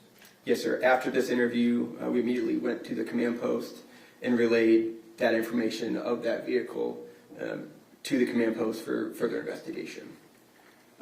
Because if that was true, that's somebody you would want to talk to, correct? Yes, sir. And tell me, was there something else that caught your attention, though, as you're talking to Mr. Horner about this, what he remembers? Kind of describe the rest of that conversation and what it was that sort of sparked your interest, attention at that point. Yes, sir. During the majority of the interview, Mr. Horner was very articulate. He answered every question properly. Good back and forth conversation. And then towards the end of the conversation, he got very emotional and almost to the point of crying, and stated to us that he couldn't believe something like this would happen and that he had his own child. So he's acting like a concerned citizen, is that right? Yes, sir. Okay. And in fact, so much so that he's like showing some emotion to you, is that right? Yes, sir. Okay. Did you relay that information back as well? I don't recall if we specifically told that, but we definitely kept note of it. Okay.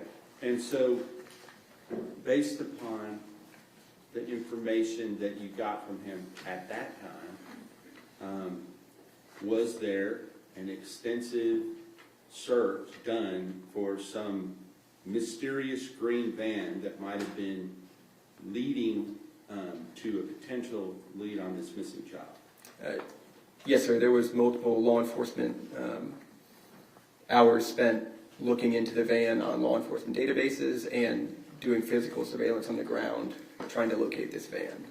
And were resources that were dedicated to finding this missing girl, Athena Strand, that were being used running down other legitimate leads, were they diverted to go look for this green van?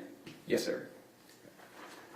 Now, with regard to that search for the green van, was any green van ever located that would have been in the area at that time? Not that I know of.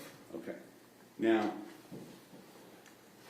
after you had this initial meeting, kind of describe what happened next with you. We went back to the command post. We relayed this information to the command post, and then were later tasked to interview further family members. Okay. And based upon what you already knew, just from, how did you feel about being pulled away from the lead that you were running on at this point to go interview family members? We were a little concerned by it. We were still interested in Mr. Horner. We still had some unfinished questions that we were concerned about. And do you know a person by the name of Joe Espinoza? Yes, sir. And who is he? He's a Texas Ranger assigned to this case. And did you relay to him the information about this first meeting? I don't believe directly. We told it to the command post. Okay, the command post, but the information's running through him at the command post? Correct. Okay. So with regard to that, further investigating Mr. Horner, were you able to get back to that at some point later in the day? That next morning, we began further investigating it. Wasn't there a second meeting that took place on December 1st? Yes, sir. Before we spoke to family. Okay, understood. Okay, Yes. so we're not there yet. So you Correct. didn't speak to family in between the two meetings, is that right? Correct. All right, so let's just go from the point of the end of the first meeting, what we're looking at here, and kind of describe what steps you next took leading up to a second meeting. We further asked Max Drescher from FedEx for more information about his deliveries on the date question, and we were given basically multiple deliveries during the time frame that we were concerned about, that we wanted to ask Mr. Horner about more. And were you able to actually get FedEx to, I believe there was some type of a grand jury? Let me hear the question. I'll start again. Okay. With regard to what you did with regard to FedEx, since you were already in contact with them, did you then later issue a subpoena for the information that was used to ultimately run down this lead? Yes, sir. Okay. So that was on a later date, though. But with regard to this day, were there further steps taken by FedEx and Big Top Spin to try to potentially gain more illumination as to what was going on in that van? Yes, sir. And can you describe that, please? We got further delivery information on his route during the evening of the 30th. Okay. And based upon that information, did you have some concerns that you wanted to clear up with Mr. Horner? Yes, sir. There was about a 45-minute time period that should have been a drive time of approximately 11 to 12 minutes. So it gave us basically a half an hour of question that we wanted to ask Mr. Horner further about. And did you try to set up another meeting? Yes, sir. We called Mr. Horner on the phone. Okay. And may I approach? Yes, sir.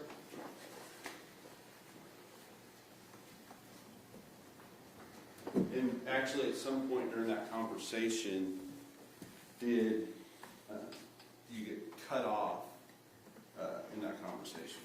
Yes, sir. At some point, the call dropped.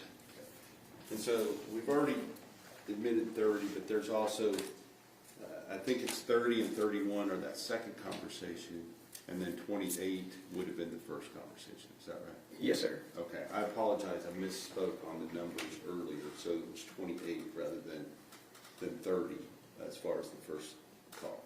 Yes, sir. So with regard to states 30 and 31, states 30 the beginning of that phone call before it got cut off, and states 31 when Mr. Horner called you back. Yes, sir. Okay. And you've listened to those prior to court today, correct? Yes, sir. And does that fairly and accurately represent both ends of that conversation? Yes, as far sir. as the audio goes? Yes, sir. Okay. Now, with that understanding of the mistake that I made a moment ago, I will re-offer 30 as a part of the second video, as well as 31, and then 28 is the first call, first video. 30. These are the two.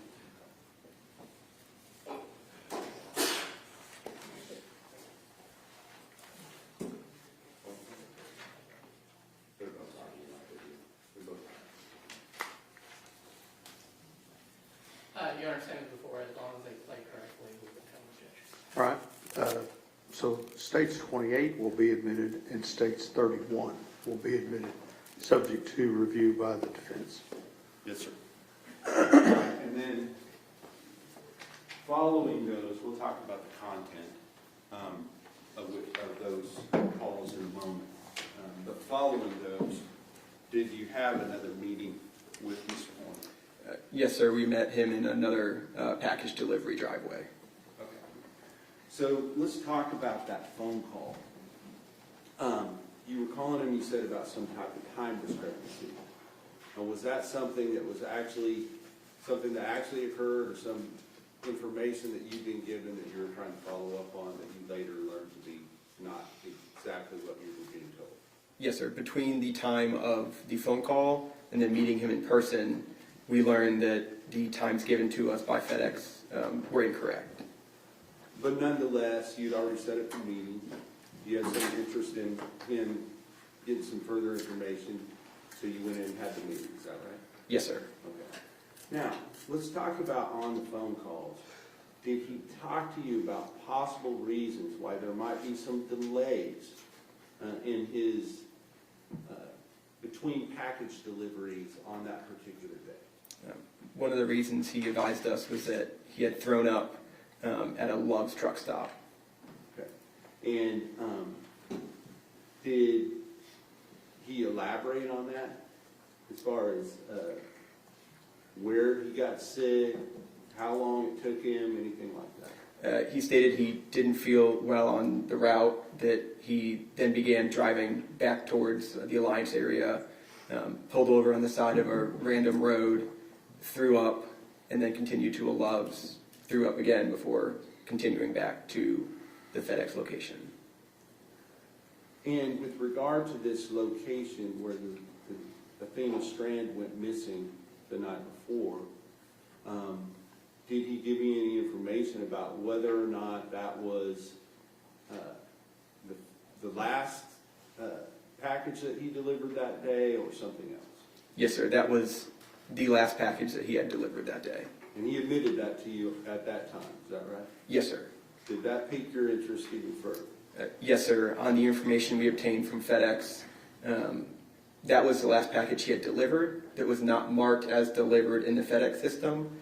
And then after that, he had another approximately 4 or 5 packages that he was supposed to deliver after the one to the Strand household and did not deliver them. So, but he's telling you that's because he got sick, is that right? Yes, sir. All right. So, you go and you meet with him during those conversations, did you set up a place where you could meet again? Yes, sir. He advised us where he was on the package delivery route and an address to meet him at. And prior to court, did you see a screenshot of you as you're approaching him during that delivery? Yes, sir. May I approach, Ron? Yes, sir.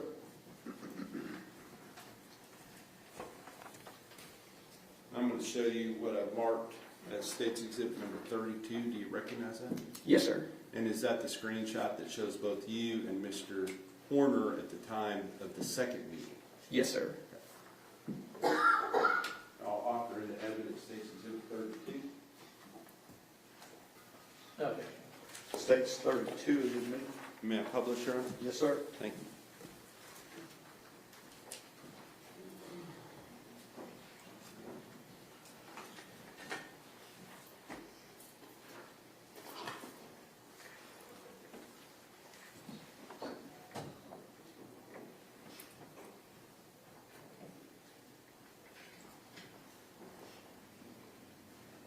And this person walking up here, who's that?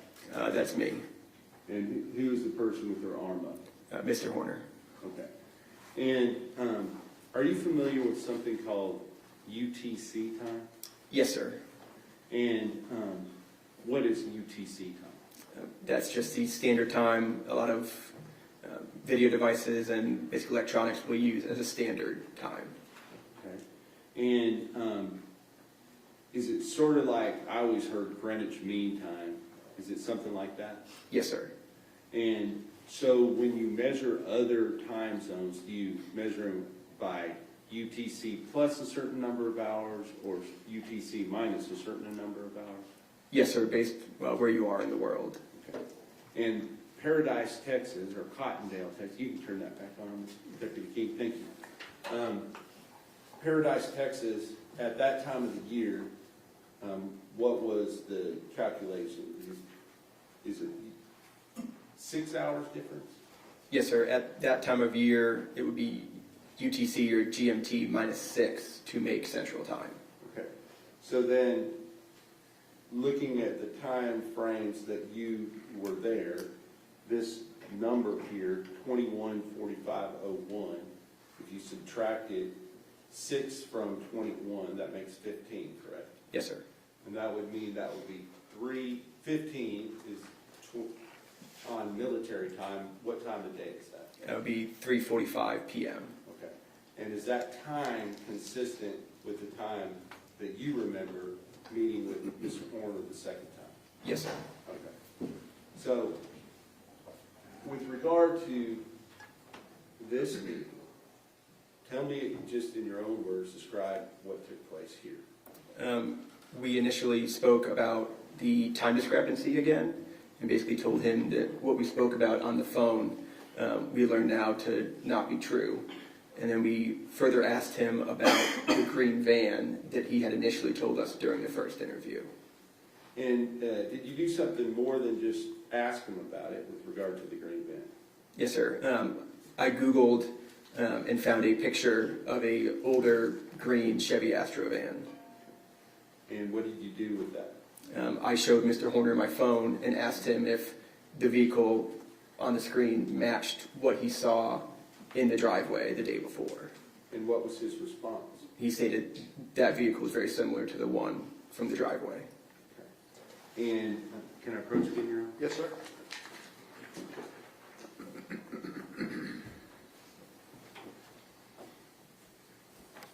I'm going to show you what's been marked as State's Exhibit number 33 and ask you to recognize that.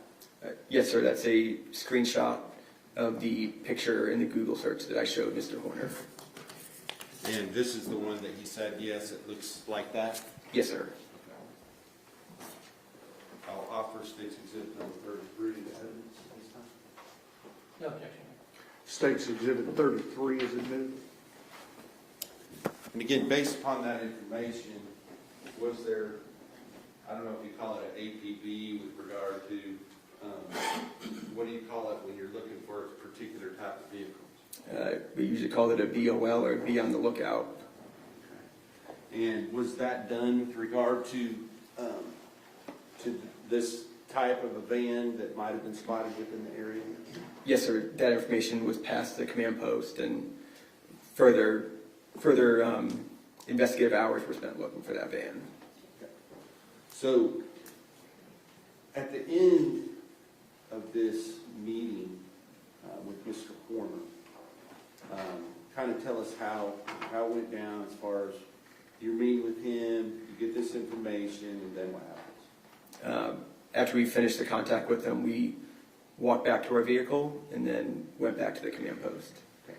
As you're sitting in your vehicle getting ready to go back to the command post, did you watch Mr. Horner exit the location where he was currently at? Yes, sir. Mr. Horner, in the FedEx van, backed out of the driveway, across the road, and then struck a tree on the other side of the road. And what did he do as a result of that? Mr. Horner exited the driver's seat, looked at the rear of the truck, and then got back into the vehicle and left. Okay. Did you find that odd, given what you just talked about? Yes, sir. Okay. Did he seem to be paying close attention to what he was doing at that point? No, sir. Now, with regard to other things that you did in this investigation to try to find Athena Strand, can you kind of just give us a brief synopsis of those things? So after we did the second interview, we went back to the command post, and then that was when we were tasked with interviewing further family members. Okay. Now, based upon your conversations with Mr. Drescher and Mr. Davis, were they trying to obtain some more potential evidence as to what might have happened? Objection, hearsay. Sustained. Did you ask them to obtain some more evidence? Yes, sir. Later on the 1st and early into the 2nd of December, we obtained further information from FedEx. Overruled. Go ahead, you may answer. We obtained from FedEx further information of Mr. Horner's delivery route on the 30th and on the 1st. Was there some indication that there might be video in this van? Yes, sir. We were also advised that all the vans were equipped with a dash cam. And did you ask them to try to obtain that video information from the vehicle that Tanner Horner had been driving on November 30th, 2022? Yes, sir. Now, was that able to be done on the 1st? No, sir. But on the 2nd, did you receive video from that van? Yes, sir. During the afternoon of the 2nd, we obtained video from Velociter, which is the company that runs the dash cams. Now, were they able to give you a full video of the entire event? At the time, during the afternoon of the 2nd, no, sir. The first video we obtained was basically a phone recording of a screen of the dash cam. Did you see something on that piqued your interest? Yes, sir. It was a phone screen recording of a video of Mr. Horner placing a small girl into the back of his FedEx van. And was the time on that video consistent with the time that Athena Strand went missing? Yes, sir, as far as I recall. Now, at approximately the same time, based upon other information that you had already obtained with regard to the routes and those sort of things, was there action being taken to try to detain Mr. Horner? Yes, sir. At the same time that we obtained that video, myself and Agent Hogan were doing surveillance on Mr. Horner during his route on the 2nd. So, for a little while on the 1st, you were diverted to speak to family members. Why was it that they were focused on speaking to family members when you're in the middle of investigating this? A lot of time during law enforcement investigations into a missing child abduction, your family is likely suspects. So one of our initial jobs is to follow any lead, but usually talk to the family and identify further leads from them. And so, because you all do, I guess, the big thing that you see on TV with the FBI is profiling, right? Yes, sir. Explain what that means. Basically getting it's a behavioral analysis unit. I'm not a member of it, but they basically will intake all the facts the field will get to basically create a profile of who they would generally believe to be the suspect. And just, is there a lot of things that go into those kind of profiles? Yes, sir. Statistics and other things? Yes, sir. And with regard to that, is it often true that a person that is responsible for abducting a young child is often either a family member or somebody that knows that child? Yes, sir. Okay. The stranger abductions are less common or more rare, is that right? Yes, sir. Okay. And so with regard to this case, you were able to kind of help lead in the right direction with regard to Mr. Horner. What changed on the morning of the 1st as far as now you're back on surveilling Mr. Horner? The morning of the 2nd was when the 2nd, I apologize. Yes, sir. We obtained the official records of the deliveries, and basically there were some anomalies of the last package delivered was the one before the victim address of the Strand household. Then we know the Strand package was delivered because it was on their doorstep, but not marked delivered. And then there was 4 or 5 more packages that should have been delivered that night that were not delivered. In fact, just coincidentally, did you later learn that the first delivery that first time you met him, he was delivering a package he should have delivered the night before? Yes, sir. Looking at the tracking numbers for all the deliveries he did not make on the 30th, the one of the packages he was delivering when we walked up to him the first time on the 1st was supposed to be delivered on the 30th by him. It was not. It was put back on the truck and then delivered by Mr. Horner on the 1st. But he was delivering that he seemed to be doing his normal route and doing his deliveries just like any other day at that point? Yes, sir. Did he ever admit to you at any time that he had anything to do with the disappearance of Athena Strand? No, sir. Had he done so, obviously you had taken different steps, is that right? Yes, sir. Instead, based upon that information, other resources were diverted other places, is that right? Yes, sir. Okay. Now, on the second, when you're surveilling him, were you in the position where you were able to see when he was actually taken into custody? We arrived shortly after he was taken into custody. All right. And who was it that took him into custody? It was marked units from the game wardens, from the sheriff's office, from multiple different agencies. Okay. And after that point, other than obtaining the grand jury subpoena for all the FedEx records, were you involved in this investigation any further? No, sir.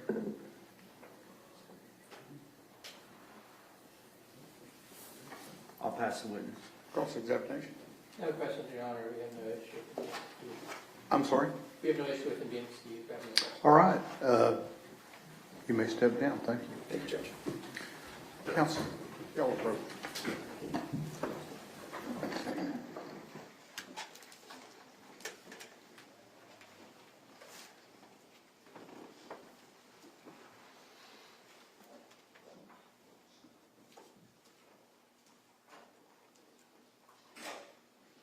You know what? Y'all retire to your jury room. I need to talk to the lawyers.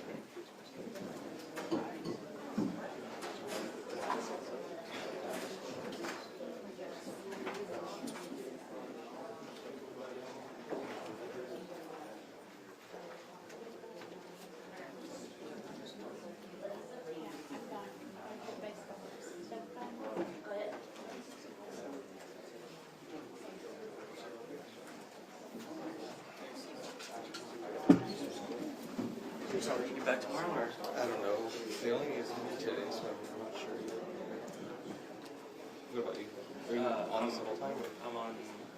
shooting full for us the 3 days we're doing it, and then I'm covering it this week. So tomorrow I'll do a 12 to 8. Wild start.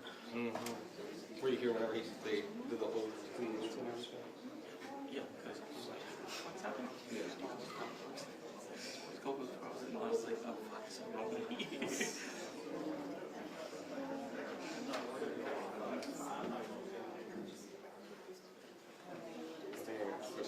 I'll see you later. Yeah.